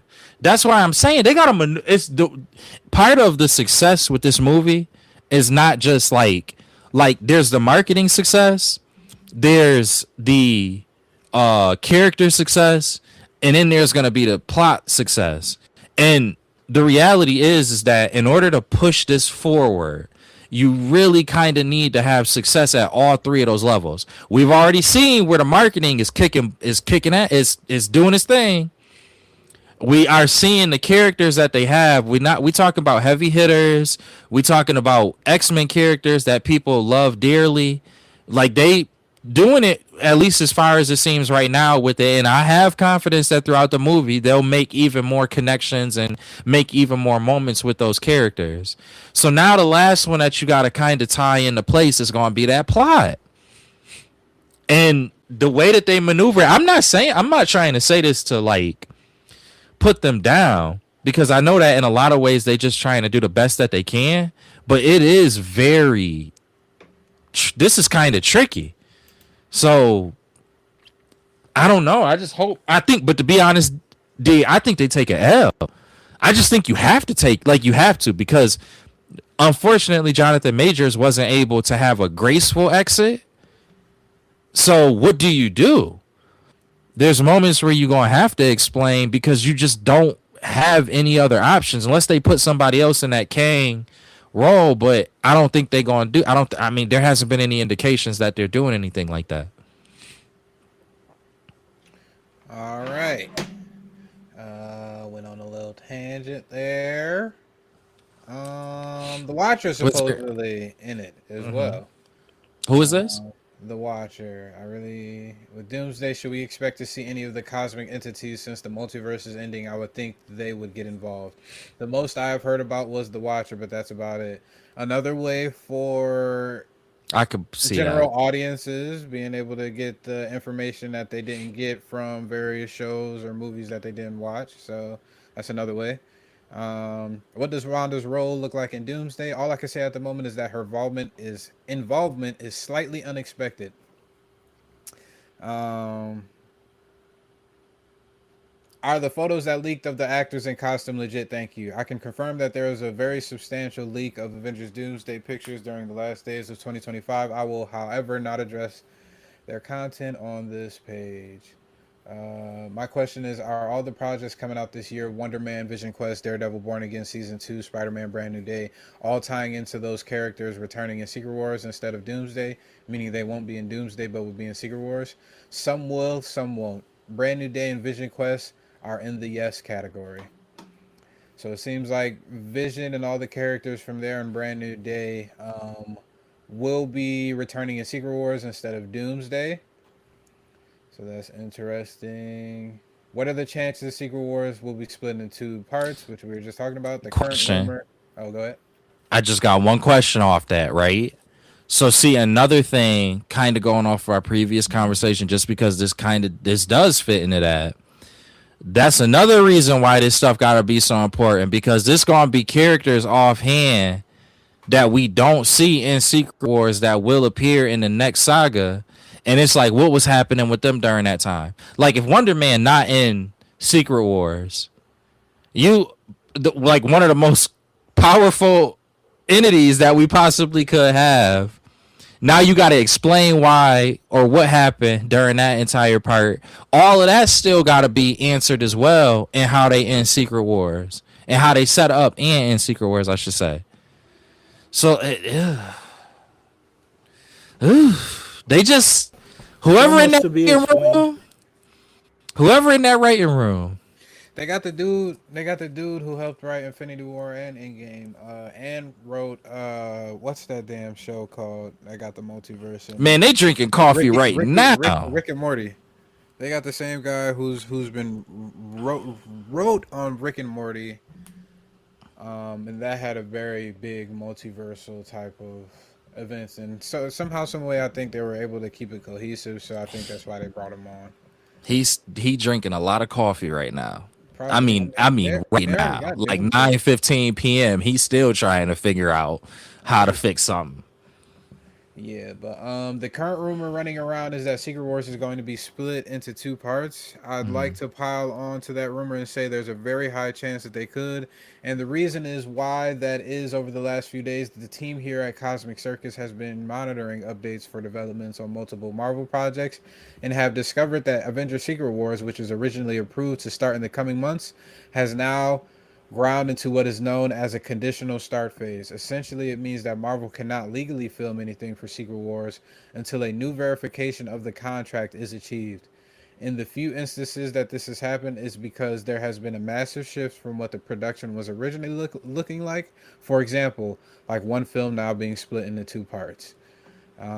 What can you tell us about Bob's role in the MCU past Secret Wars? Thanks for the question. As for Bob, I can't comment on anything about his role post Secret Wars just yet. Seems like it might be a pretty big one that he doesn't want to spoil. Now that it seems Avengers Doomsday could be the first film in a new trilogy, would a third movie after Secret Wars just be the studio stretching the story by splitting it into 2 films? Or would it be a genuine follow-up that continues that story? The trilogy, if it happens, would be to extend the multiverse saga leading into its conclusion. So probably be able to knock out some of the storylines within the multiverse saga that has been left open-ended so that they could finish it properly and then move on after Secret War so that there's no stone unturned. So possible, let me make sure I got that right. So it could possibly be up to as much as a trilogy. Trilogy meaning Doomsday, Secret Wars Part 1, and Secret Wars Part 2. Oh, okay. Got you. Sorry. No, you good. Part 2 for the Q&A. Ant-Man and the Ant Farm. Hope you're all doing well with the cold weather and such. Is there any sort of word on recasting Hank and Janet post Secret Wars, or is the active Ant family just shrinking down to Cassie, pun intended? No plans for Hank and Janet moving forward. Champion / Young Avengers. Why don't they think of stuff like that? I hate when that is the answer, though. I just think they figured out that Ant-Man really just isn't that big of a... Yeah, so let's just get rid of him then. Like, you don't make the reset. Just that should be known. I think that's just why they don't have any plans. Well, they should know that now. They should be saying, like, well, I guess they can't, but the leakers should be saying, like, nah, it's no outlook on them coming back. No, I need more than that. Say they ain't coming back. Say they ain't making the cut. That's no what plans going forward. No, I need you to say it again. I need you to say it, but say it with different words. It's direct. I need it as direct as possible. They not coming back. They ain't worth it. All right. You mentioned in the last Q&A that you had heard that Novar was reportedly being eyed for the villain of the Champion show, but you needed to follow up on it. Did you get around to doing that? And if so, is that still the aim currently, or are they going another route? Still a bit too early, Alex says, but when I get an update, I'll follow up. Daredevil and Devil's Reign. Now, this is some juicy shit right here. Somebody asked, "Hey Alex, will the Devil Rain storyline conclusion be under a Spider-Man movie title, or a crossover team-up event?" This is an excellent. Alex responds, "This is an excellently timed question because I get to tell you about a recent rumor that has me excited for the next saga. I have heard the idea thrown around for the upcoming saga to feature a crossover team-up film Yeah, that we were would talking serve as about an that. epilogue, of the Devil's Reign storyline that technically started all the way back in Hawkeye with the appearance of Wilson Fisk. Yep. The idea would be to feature street level heroes from NYC affected by Fisk Reign of Terror against vigilantes, and we would see the likes of Daredevil, Jessica Jones, Luke Cage, Iron Fist, Punisher, and more team up to take down Wilson Fisk and his enforcers in a final bout against the regime. And that said, film is the current path for Spider-Man to be able to appear alongside these heroes. This is apparently one of the plans they have in motion to try and get these heroes to appear together. So that's going to be a big one. Devil's Reigns, we got the Defenders coming back again too. Very big one. Defoe boy, that's his name. Hi Alex, thank you for doing that yet again. Is the White Tiger TV show a probability still? Not 100% sure at this moment. Alex Perez says, "Hi Alex, is there any chance for a Daredevil?" I have a gripe with that question, but there's no need for that. The man only lasted like an episode. It's his niece. Like I said, he only lasted like an episode. It's his niece. Like That's said, White Tiger. An episode. It's his niece. He's saying the character is like Ant-Man, and he not necessary, or his niece is not necessary, is what he's saying. Now, is her niece? Does his niece have potential to be a part of the Young Avengers? Then yes, I would say it's necessary for this. Which is part of their goal, though. Is he said they're trying to do more groups. At the same time, is it necessary? Homie only lasted an episode. That was him. I think Tease saying with the what was the nigga name? The White Tiger, Bronze Tiger, White Tiger, White Tiger. It's like while the episode was cool, it's like his niece being the White Tiger. How was it hitting? Nobody is. People's like, damn, nigga died in the episode. He died in real life, and he died in the episode. And it's like, okay, you bring on Shorty to be White Tiger. It's like, okay, cool. Now, is she gonna be on some street level shit like Spider-Man, Daredevil, Jessica Jones, Luke Cage, Iron Fist? Yeah, probably Young Avengers, possibly too. Come on, bro, that shit ain't gonna make 500 million. They fucking around with characters. Yeah. Hi, Alex. Is there a chance for a Daredevil Miss Marvel team up in the future? Not in the current spectrum of possibilities. Miss Marvel, who? Miss Marvel. Yeah. Same one you're thinking of. Daredevil and Miss Marvel. Nah, that's not happening. All right. Since Cryptic recently teased Finn's return as Iron Fist, I'm very curious on his potential future, whether he'll simply be a mentor role for Lin Lee and Colleen, get a good amount of stuff in his own right, like Heroes for Hire and a Shang-Chi cameo, or maybe both. I've heard that Finn Jones would return Finn Jones' return would be as both hero and mentor. He'll still be Iron Fist, but he'll be looking for someone to replace him. The last I heard, they wanted Lin Lee. Why? Huh? Why he gotta? Huh? This will be our first viewing of the character in the MCU. Why would the focus be, I'm introducing you in a role where you're looking for a replacement? Like, I understand they like bring it over to Netflix stuff, but it's a lot of people that don't know about that. Just go back to that point D said before. Like, what about these viewers that don't know? They're not holding hands no more. You just gonna have to get to it, and if you're not, then you're gonna have to go back in time. They're not holding. Marvel can't hold everybody's hand no more.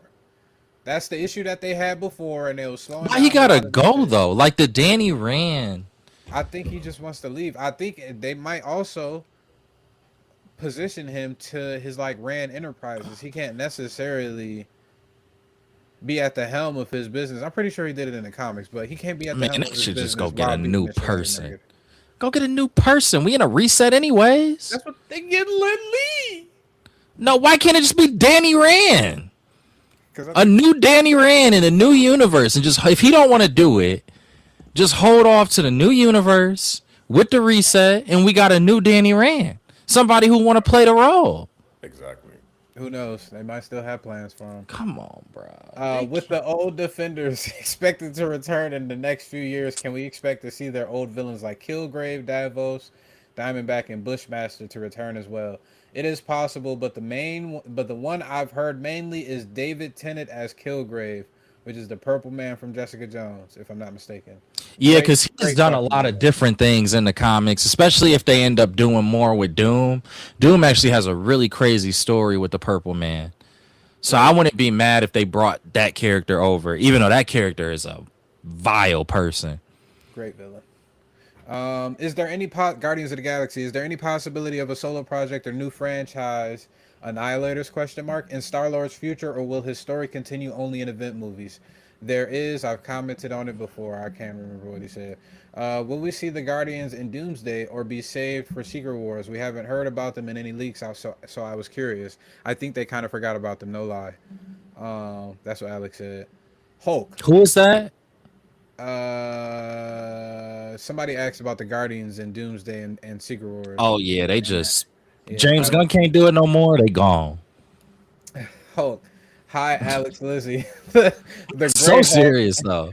The Gray Hulk, Beast version, Green Hulk, Savage Hulk, or Joe Fixit, Hulk in suit. Which version will we see in Spider-Man Brand New Day and the Avengers movies, please? It's a Savage Hulk similar to the one from Age of Ultron when Wanda got in Banner's head. Shang-Chi. Are there still plans to make Shang-Chi 2?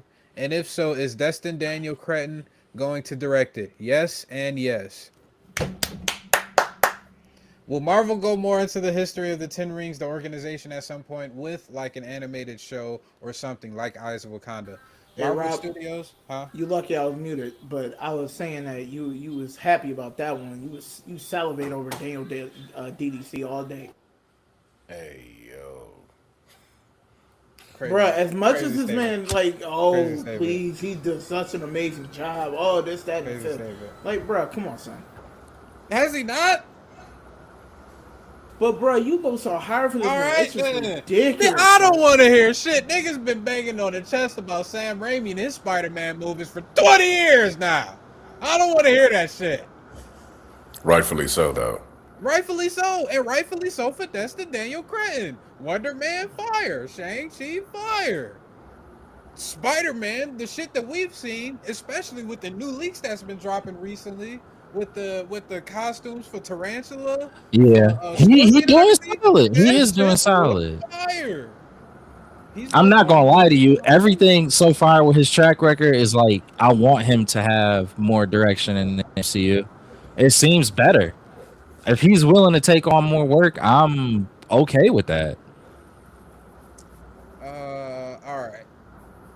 Oh, I'm sorry. Marvel Studios is interested in developing a Ten Rings project similar to Eyes of Wakanda.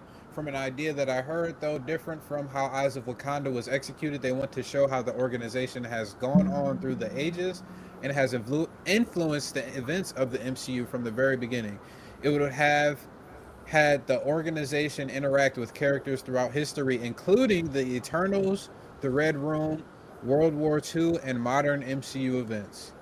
Can I just say one thing off of that? Mm-hmm. Bro, there's no way the Eternals ain't coming back. Oh, they are. They already got the Judgment Day thing that they're trying to do. Supposedly 3 projects that they're trying to release. They're trying to do Judgment Day, Civil War 2, and I can't remember that third one. I can't remember. So they are they gonna be in Doomsday or Secret Wars? Like for sure? So. I think it's easier. I think it's easier for them not to be there. Bro, they already they wasn't at the last event. Yeah. Well, you know what though? In their defense, they don't be at a lot of crazy things happen in the comics, and they don't be there either.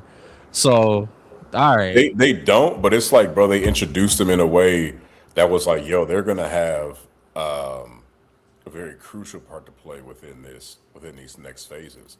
But that might be the Celestials. That's where they come back into play. I get they're going to be judged, but we're not getting that movie till like another 8 years from now. Yeah, that's what I'm saying. You get an Angelina Jolie. They're going to have to recast them other niggas that was Eternals, as some other people, and we aren't. Yeah, they Not are. gonna have That's any gonna be part of the recollection, reset. but people aren't gonna have any recollection of Nope. what that was. The So movie when you came say out 20 reset, years when you ago. say reset, it's not gonna be if they do another Eternals movie. It's not gonna be Eternals 2 because you're resetting. That same shit gonna still apply from Eternals 1 if we get a Eternals 2 from 8 years from now?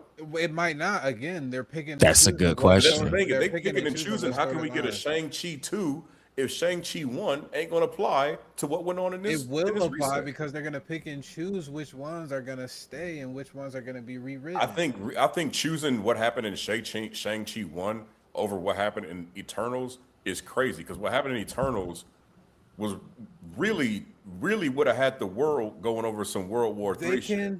They can still do the same thing, but now they have a pivotal piece, which is i.e. the mutants.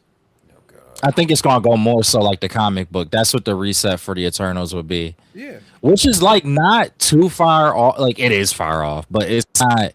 If you fixed it more or less to be more like the comic book, a lot of it, like where did Icarus get his name in the Eternals movie? Did they touch on that part? I don't think so. It's a lot of shit that people upset about because they changed shit in the Eternals, which is another reason why I think they're going to reset their Reset whole it and entire make it storyline more and like the make it original. more comic book accurate because Yeah. it makes sense more when it's the comic book side. So That's just why- essentially, D, to answer your question, the movie from would it be like 20 years ago at that point? Well, just it doesn't matter. None of it counts. It's just pointless. It is. They only did one. Not a lot of people really resonated with it that well. Marvel is going to be like, they're going to cut their losses and try again. But now you have other IPs that you can bring in with it. Not only do you have the Celestials, now you got the X-Men, now you got the Yeah. Avengers too. Like, Which in hindsight, because it wasn't well received, yeah, to your point, if they run it back and make it more comic accurate and look at what complaints they had from the original one, like Eternals movie, that could hit. and not hire That could hit. I ain't gonna hold you. to have the budget go crazy. You don't gotta hire them A-list actors. Don't bring, even though she did a great job, Angelina Jolie. And that leads to a pathway for back or for us to get Thanos back in the fray because Deviant went to the new planet. That whole thing, And reset universe. You combine the Celestials. Now you got another pathway for Galactus to come back to fight the goddamn Fantastic Four and even Earth's heroes and everything like that. But that's gonna be so. It's not gonna be a new Galactus. No, I think it would be. It would be. I don't Because if the Celestials are getting involved, Galactus will have, I believe, at least. Oh, but hold on. You talking about the Galactus? No, he right. That they just sent to the other end of the fucking No, universe? it wouldn't be a new Galactus because if I'm not mistaken, isn't Galactus a constant in the MCU, like across universes? They didn't in the No, MCU, he's what do you mean a constant? Not MCU, excuse me. In the Marvel comics, isn't Galactus? Comics, I don't think Is there another Galactus in each universe? I thought there was.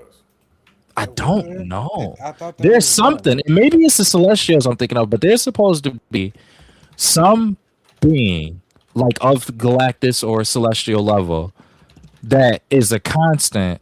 Maybe I'm just thinking of Phoenix.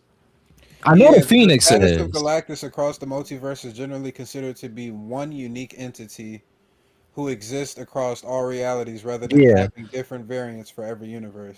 So it'll be the same Galactus. Yeah, and the same Silver Surfer. Maybe not. So Maybe not. you saying maybe not, but if you have one Galactus and you start off with the Shalabal and she wronged him, she's going to be with That's him. before the reset. But that's the thing. That's before the reset. If the reset applies to Galactus too, that's a lesser being. There's not one constant Silver Surfer. In this reset, the reset could be instead of him going to Shia LaBeouf's world or doing the whole thing with her, He can he's doing it with He just gets Norrin Rat instead. instead. Because it's like, remember, timelines and stuff is all mixed into this whole multiversal reset, i.e. TVA. So do y'all see people's problems with shit like this? Because you bring in a Shia it's LaBeouf. confusing. It's You confusing. bring in the Shia LaBeouf, who's had a few panels in the comics. Niggas, gun to our heads, we can't name one Shia LaBeouf feat, one Shia LaBeouf comic issue. No, I didn't have a problem with it in the movies. Cool. But you got people that have been reading comics for the better part of 40, 50 years since they was kids. So when you do this and say, you know what, we got Shia LaBeouf for the movie, and then we're gonna recast it because we're gonna reset the universe. So it was really the intention behind it was just to fulfill a requirement. So it really didn't make sense to do it because if Galactus is constant across the multiverse, and you're gonna use the same Galactus and use the same design and everything, you could have just used Norrin Rad. You could have just had this shit from the. I get what you're saying in that. It's like a simple slap in the face. If the story goes forward with Norrin, there's no way Norrin Rad is staying the Silver Surfer after the events of Fantastic Four, the first steps. There's no way Galactus is keeping him as his herald after he was betrayed that much. He would just go and get another herald, and then therefore nobody would really be interested in Norrin Rad outside of like an Annihilus conversation. But now you have the opportunity. Now you can actually bring back Galactus, have him get his comic book storyline with Norrin Rad. Now you could be able to flesh that out even more so, and even have him come in with an Annihilus or anything like that. If he goes against Galactus, now he has an opportunity to meet other heroes as well to be able to still keep his relevance. And not just have wasted Norrin Rad in a Fantastic Four First Steps film that's not even in the main MCU story. You feel me? It's no point to bring in Norrin Rad if we're not talking about the main MCU story. Why isn't this the main MCU story? Fantastic Four First Steps was not the main MCU storyline, is what I'm saying. But they're coming into. They're coming into the main MCU storyline. But I'm saying their story has an impact on the main MCU storyline. Because of Franklin. Because I get it's a different universe, but they're still in the same. It's still within that same. That's it though. It's only Franklin. But the other thing is maybe it'd just be easier to introduce Norrin Rad because you having to reset too. Like just the simple fact of that is like we didn't want to have another character that's new introduced to you that has to go through the reset because like Thunderbolts will definitely make the reset.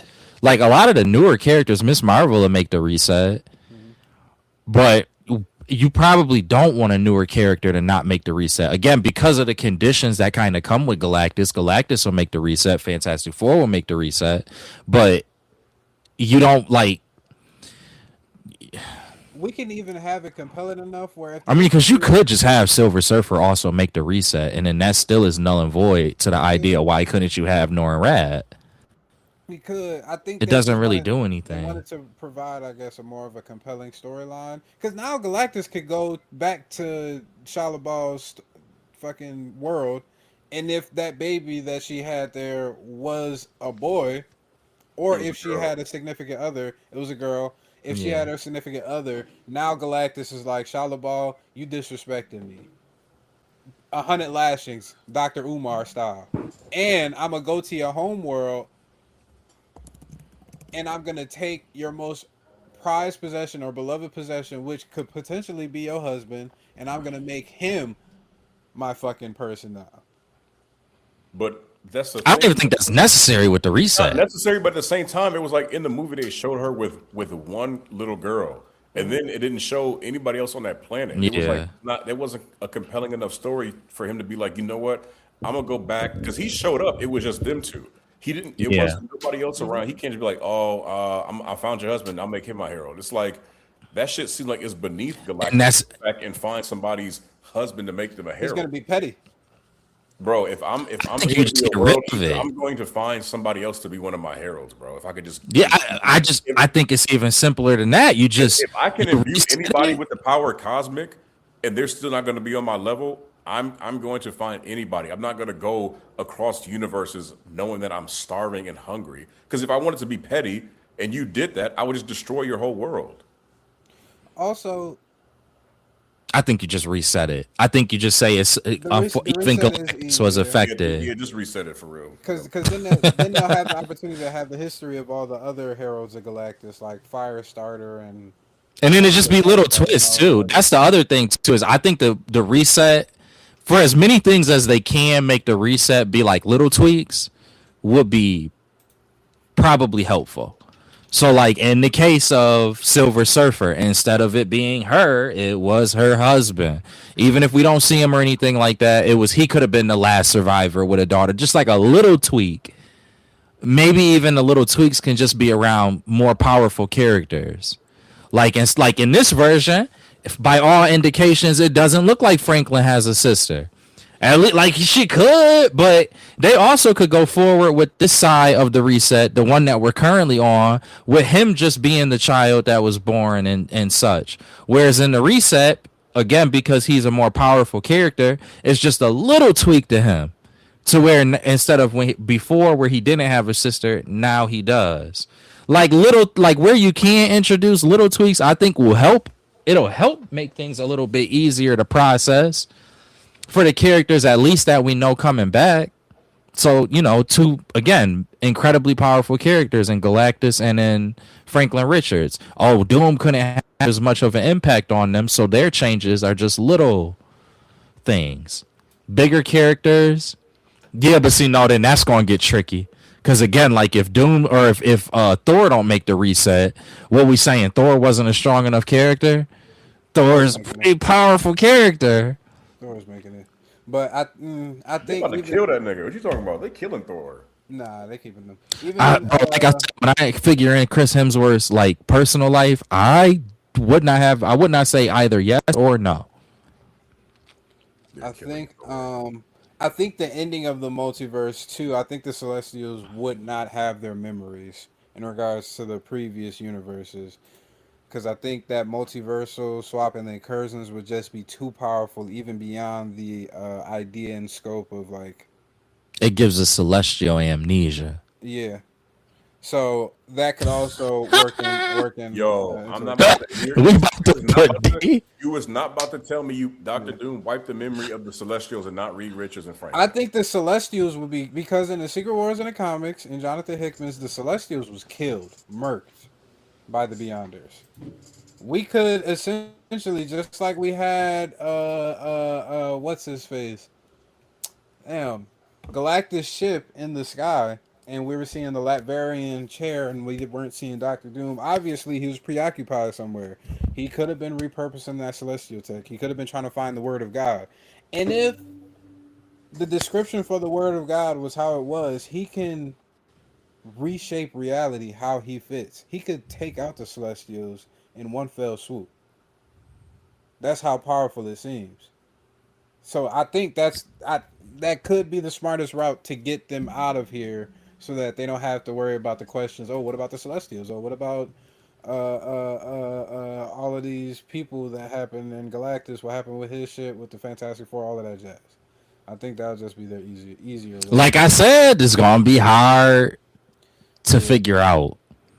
This is not gonna be like. I'm not saying not up to the task, but this is gonna have to be some of the best writing from Marvel. Period. Best action, best editing, best everything. All right, somebody else asked, I was wondering whether you could tell us what other characters Marvel wants Spider-Man to team up with / interact with aside from the Daredevil stuff in the next saga. Thank you for your time. Blah, blah, blah. Alex, this is very, very early, but Deadpool is the top one thrown around. The logistics aren't impossible, but very, very tricky and difficult given the current nature of Sony's deal. But if anyone could pull it off, it's Ryan Reynolds. Mephisto is another character. I can already hear the fans screaming now. And there's one more character who pops up in Spider-Man Brand New Day, whose role I hope remains at the level of the Tinkerer in Spider-Man Homecoming, because if it goes even remotely close to a certain Spider-Man storyline from the 90s, which Spidey fans have dubbed the worst storyline saga ever, we might start seeing double. Is there a chance Tom Holland's Spider-Man could interact with Deadpool? He already answered that. It's been said that there's going to be various other villains in Brand New Day than the ones reported. Does this mean that they'll be a part of the potential opening montage for the film to establish Spider-Man's rogue galleries over the years since we last saw him? It seems as though Peter has made quite some enemies since No Way Home.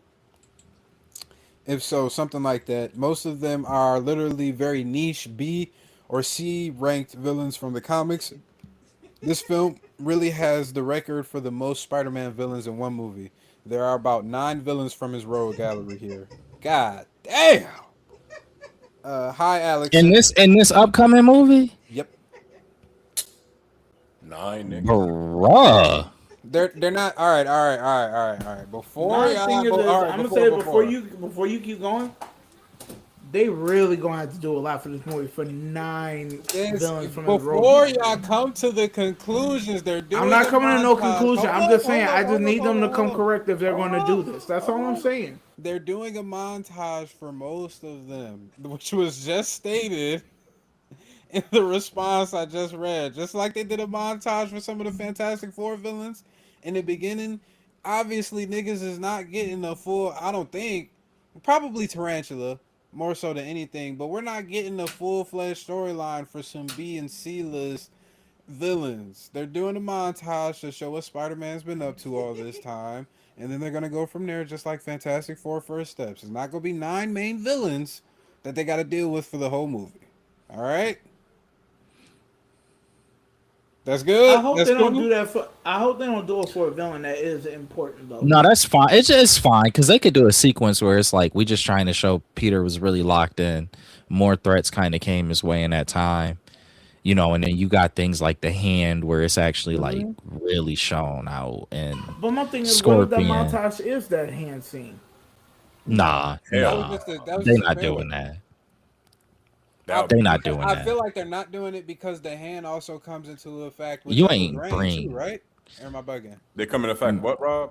Does the hand play a pivotal role in Devil's Reign storyline? No clue. I don't think so. But obviously in Daredevil, so it's still at any point you could get them in Daredevil. Season 3 too. No, I don't So, think yeah. the hand wouldn't be no montage. I don't think. No, I think- you ain't get Jackie Chan's crew. Would it disappoint you if it was though? Yes.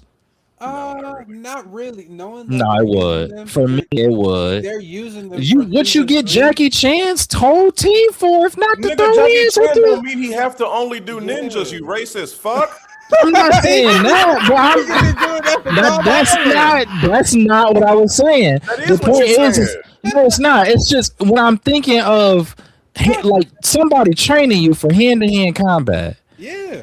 Isn't it best to show that off with something like the hand? Nigga, no. If he's fighting Scorpion or fighting Tombstone, Hulk? Jackie Chan, it's stunt work. So it's gonna be his team's gonna be stunt work. That doesn't mean they're gonna be in there with Shaolin shoes on, coming from the dojo to fight Spider-Man. What the hand is in it? That is your equivalent of Shaolin Dojo. Niall interviewing for Nerdrotic over here.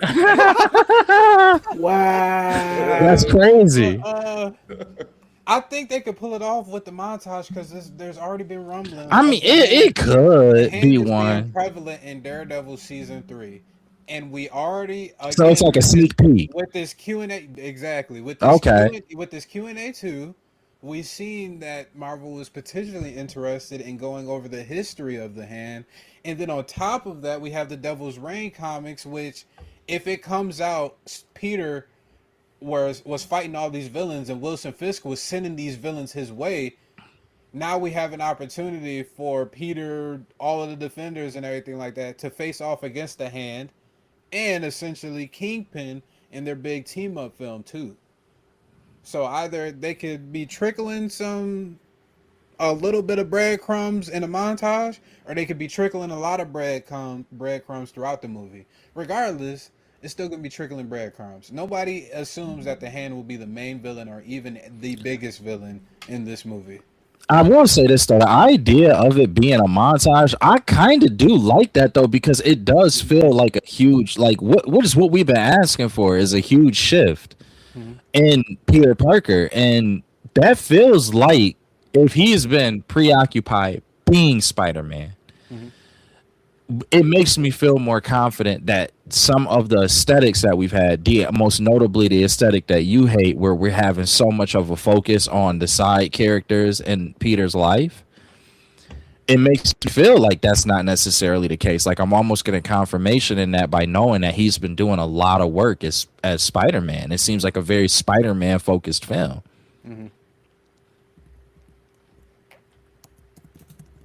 That'd have been nice. It's gonna be that. I do think that.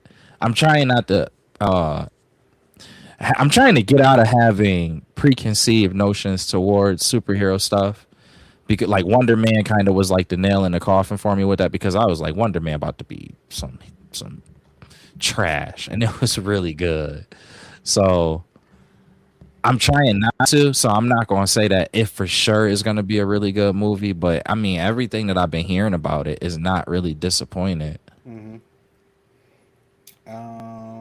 All right, to continue with the Spider-Man news, rumors of Caleb McLaughlin playing Miles Morales. Alex Perez they says had that whole thing. That man been doing spin jutsu classes. Alex Perez says he has no updates on live-action Miles. Hi, Alex and Lizzie. Glad to be a new member. Will Tombstone be pushing some sort of drug that has a big impact in Spider-Man Brand New Day? Alex Perez, no. That's a good question. That doesn't suck, but that would be an interesting. Because didn't we learn in Kingpin that something is going around? Or excuse me, in Daredevil that something is going around? I don't think so. I swear I thought that there was some drug or something. I could be wrong. Maybe I'm wrong. I could be mixing series up. Hey, Alex, one character I'm surprised we haven't heard more about in the lead up to Brand New Day is JJJ. Do you know if J.K. Simmons will be returning for Brand New Day? Oh, that's a good question. I've heard that JJJ will be returning for Brand New Day. There were also some rumors about Andrea Rice returning as Betty Brant. She was one of Peter's classmates at Midtown in the first trilogy of Spider-Man. Betty Brant working under JJJ in the Daily Bugle, and the idea of introducing Robbie Robertson as well, but nothing as of yet. Another one is we saw recently rumors that Sony is more open to sharing characters with Marvel. Will Spider-Man and Spider-Man characters be able to show up in more projects? Alex Perez, it is a possibility. Mainly it's the film rights because TV is still at a standstill and Sony refuses to budge on that. Bitch ass niggas. Vision Quest. Will Daisy Johnson be in Vision Quest? Will never get sponsored with your slight remarks. Will Daisy Johnson be in Vision Quest? Is that a safe bet at this point, or is it still very up in the air? No, the connection to Agents of S.H.I.E.L.D. has to do with AI. Wonder Man. Hi, Alex and Lizzie, which we talked about this. Just a quick question off that last one. Uh-huh. Did y'all hear about this whole thing with Rosario Dawson's character from Daredevil being in Spider-Man? Yeah, nigga, that's why the hand getting to him. Yeah. Supposedly, people were speculating. I think I was watching a YouTube video. If she's being placed in there and she's being introduced, it means somebody has to have gotten their ass whooped profusely. And I think that person is going to be Peter Parker. Yes. May. The hand is going to get to that nigga. Rosario Dawson is introduced in this. It's more compelling to show Daredevil and Spider-Man will be teaming up a lot sooner than we expected. And I think that's what a lot of people is very, very, very interested in looking forward to. What if they team up in this movie? Nah, that'd be... Because we already know Punisher going to be in this joint, but if Daredevil and... That'd be crazy. They held off any rumors of that. I mean, we ain't heard shit from the movie. All this talk about Sadie. That's true. They probably like, look, as you filming Daredevil season 2, film this scene real quick with this little CGI stunt double joint. Boom. They could just have a body double. They could just have a body double. And they already know each other. I mean, he might not know him as Peter Parker. He might not. Well, he know. They introduced each other. Yeah, he knows Spider-Man. Somebody like Daredevil, he could probably. He does have a lot of clients, I guess, but he could probably recognize his voice. Yeah, honestly, he'd be like, "Wait a minute." Wait a minute. But I think that he wouldn't even recognize it because technically he would have forgotten to even have met Peter Parker because Peter Parker doesn't exist anymore. Yeah. So he wouldn't have known. Wonder Man. Alex Perez, given his positive reception, expect a second season for Simon Williams. Another W for DDC. Could Doorman still be a mutant that had his powers activated by the Dark Force, Roxxon, in a way similar to Kamala and the Bangle? Alex Perez, yes. X-Men. It's clear that... God bless you. Thank you. It's clear that mutants will be a major focus of the next saga and will be involved in several projects. How often do you expect us to visit Xavier's in the coming phases? Is it something that we should expect to be mostly relegated to the primary X-Men films and a few cameos in other films, or is it fair to expect a Disney Plus series in which the school will actually be the primary setting? At the moment, you've got That's a the good X-Men question. film and X-Men 97 to look forward to. Nothing else I can provide information on at this time. That's one of those either ors is fine kind of thing. You know, if they wanted to focus on more abstract, younger X Men that are, you know, like newly introduced to the house, that would be fine as a TV show. But if they just left it where it's more of an explorative series where you use X Men and delegate just the big house to the movies, I feel like that would be fine too.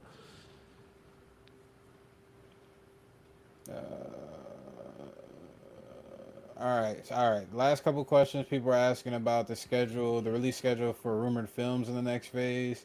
Alex No way Perez we still know doesn't that. even know. Yeah, Alex Yeah. doesn't even know that. Um, will Marvel Television be more involved with telling a connected story to the MCU and reset for the next saga? Alex Perez, still more of the same, to be honest. Um, That's kind of not. I don't know how I feel about that. I think because obviously, if they're talking about Devil's Reign, they're gonna have to have the storylines coincide with the TV shows. Yeah. So I think that they're still, like they were saying, more or less of the same. Where they're gonna use some TV shows to be able to, like what's the sorcerer? What's the sorcerer thing that y'all were talking about? The Academy of Sorcerers. Yeah, Strange Academy. Strange Academy, which could, I guess, potentially go into a Mephisto storyline or open up the doors more so for the supernatural side for the Mephisto big bad at the end of the day.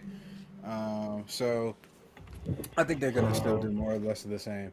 But that's it for the Alex Perez joint, and I just realized we're 2 hours in this thing. Hell God yeah.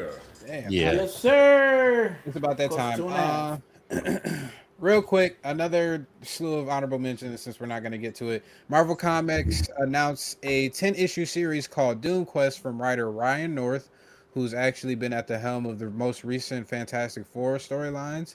I heard pretty good things about that. And artist Francisco Mobili. Fallout Season 2 is done. We'll probably do something next episode because we ain't got no time. GTA 6 has been officially verified. It is not delayed again. It is releasing later on this year. Marketing will kick off this summer for that. And Insomniac Games allegedly teased Daredevil potentially being Easter egged in the new Wolverine game, or a potential of Daredevil being introduced in a Spider-Man game. As you didn't know, if you didn't know, Insomniac Games does have Spider-Man 1, Spider-Man 2.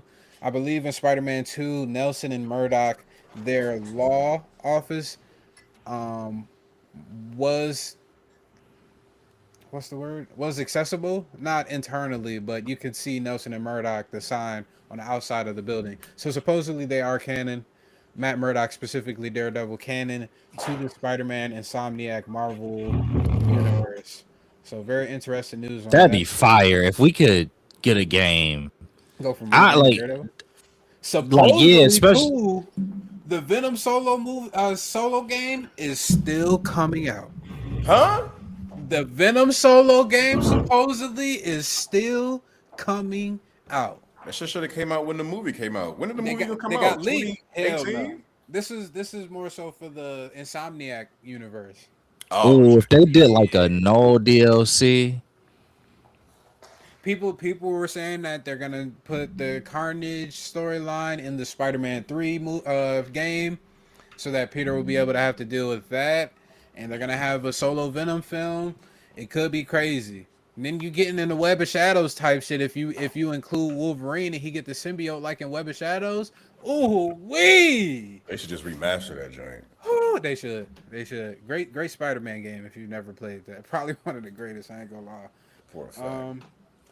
But that is yo, if that Wolverine game is successful though, and we were to get a standalone Daredevil game from Insomniac, Bro, I feel like they building out a street level universe for these games, man. Because I think Wolverine is gonna be a dope game. For sure. bruh. And that's like the test too, because it's like if you got a dude that's grounded, and they get all of those mechanics correct, and then you turn around and it's a success, and then you say, okay, yeah, we're gonna do Daredevil with that martial arts. He All of could the he could ooh, even just be introduced, kind like of like the bro, other characters from Spider-Man 2. I can't remember her name, but it was a shawty who used to be a police officer, but then she turned into a vigilante. I can't remember her name. Black Cat. I don't think that's what you talking about though. She was a police officer in Spider-Man 1, and then something dramatic or something happened either in Spider-Man 1 or Spider-Man Miles Morales, and then she became a vigilante. I really can't remember her name. But you helped her fight against the Carnage's people before he became the Carnage, or before he got access to the Oh, the I Venom have no symbiote. clue. Or the Yeah, I have symbiote. no clue. Also, just to reiterate, when we got that leak for Insomniac, they got Marvel Spider-Man 3 was supposedly set to release fall 2028. Wolverine was set to release fall 2026. God damn. Venom Yeah, was supposed to release in fall 2025. Obviously, that got pushed back. But they also had a Marvel's X-Men game supposedly dropping in yeah, I remember fall that. 2030. So I don't even think they'll have the time to do a Daredevil. They might have some Easter eggs. You might fight alongside him. But I think their Hey, main yeah, at least let me see. Like, give me a little tease yeah, though of what that's like. yeah. I think their main focus though, if I'm them, especially with how Marvel is, the MCU is moving, X-Men.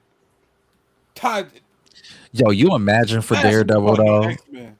Hold on, time out though. I agree. I don't disagree with that, but like, because if you could pull off X-Men, oh, the you like you could do anything at that point. Mm-hmm. Um, Daredevil would be but crazy though. ooh, if they did Daredevil and then it Batman had like Arkham his fighting vision, system. Yeah, like you know how he don't got vision, but you know how he got that little like little red world, little red world thing going on. Bat You go into the little red world. TVMA rated R, whatever it is. Make that joint that have ooh Batman Arkham fighting system. Bruh. Bring in a character like Muse and actually But do like him justice. again, inside with that, but with the insomniac like tenacity, right, right. You see what I'm, bro? It'd be That's why, crazy. that's why I'm really glad that they still doing the Wolverine thing because it's like, okay, let me see what literally the grounded characters is like and like what the fighting style is that you do. Because with Spider-Man, I mean, you got yes, you do have like you have acrobatics though. You know what I mean? You have fighting, but you have swinging and acrobatics. Let me see what like just on the ground what the physics and the mechanics is like with that with another like with a totally opposite type of character. And then if that's successful and you start bringing it in with characters with a little more finesse because like Wolverine is also like a brute but so it's like you might that might actually save them in a couple of ways. But the characters like Black Panther, the characters like Captain America, a character like Daredevil, it's like let me see how far you really are like pushing out these mechanics, bro. Because like I mean, just hear me out. Like with Wolverine, if it's something where it's on the level of like even a Kratos in a God of War, where it's kind of brute, but it's still like fighting and movement and it works now. Oh my god, bruh. I remember when I played Arkham Asylum, and you know how for the block they had like that kind of fluid, you could go in any direction with multiple enemies around you. That I was was the so perfect impressed by fit. that, and in 2026, I'm like, that's nothing. So if you go from that kind of mechanical system and you evolve it into whatever is supposed to come next, and you add on to that just again that tediousness that Insomniac has, I might want to see a Shang-Chi game. I might like it's no bounds to what type of game I won't want to see. All right, brother. Yeah, we gotta wrap up anyways. All It's right. getting late. All right, yeah, that's it. Anybody else got anything else? Nah. sir. All righty then. To end it off, Majestic, no leaker, said that they think that Spider-Man will actually be getting the symbiote at the end of Spider-Man Brand New Day. Tune in next week to see how we feel about that. So we can expound upon that. We don't know if it's real or not. It's just still a leak. But we appreciate y'all yet again for stopping on by. We appreciate you you too, spam. Total Roadway D Nutsy 54 RHB. We appreciate you too for spamming in our comments. But again, make sure y'all hit that like and subscribe button. Make sure y'all commenting on our stuff. If y'all disagree with us, we will respond back to you. Be able to go back and forth and what have you, or even just agree to disagree. We always appreciate the love that y'all bring for us or to the table. We should start inviting some of our fans on here. That would be pretty dope, I think, in the future. Yeah, that'd be cool. Thing. But again, we appreciate y'all yet again. We gonna get up out of here. We'll catch y'all next week, barring any crazy shenanigans going on. Y'all have a good rest of y'all week. Peace. I'm about to head. I gotta walk this dog, yo. Walk a dog? Who dog? Oh, you in watching Mariah's dog for like 2 weeks. Oh man. She moving. Her and her boyfriend went to a bigger spot in Dallas. Her dog always in the way, so I'll watch her. Damn, you drove to Dallas to come all the way back? No, she came to East for my party. Love the dog that way, yeah. Get someone to walk her ass. Stop these dreams on the road to riches. Focus on the ticket, maximize my means. It's like now I'm just trying to flow. There's a couple holes up in this boat. Dose my mind just so I can cope. They focus on the dollar, feel like I'm a migrant, just touch a new island. Every time I smoke, regardless, ain't no way I'ma miss my target when I got it locked up in my scope. Watch out for the snakes in the grass.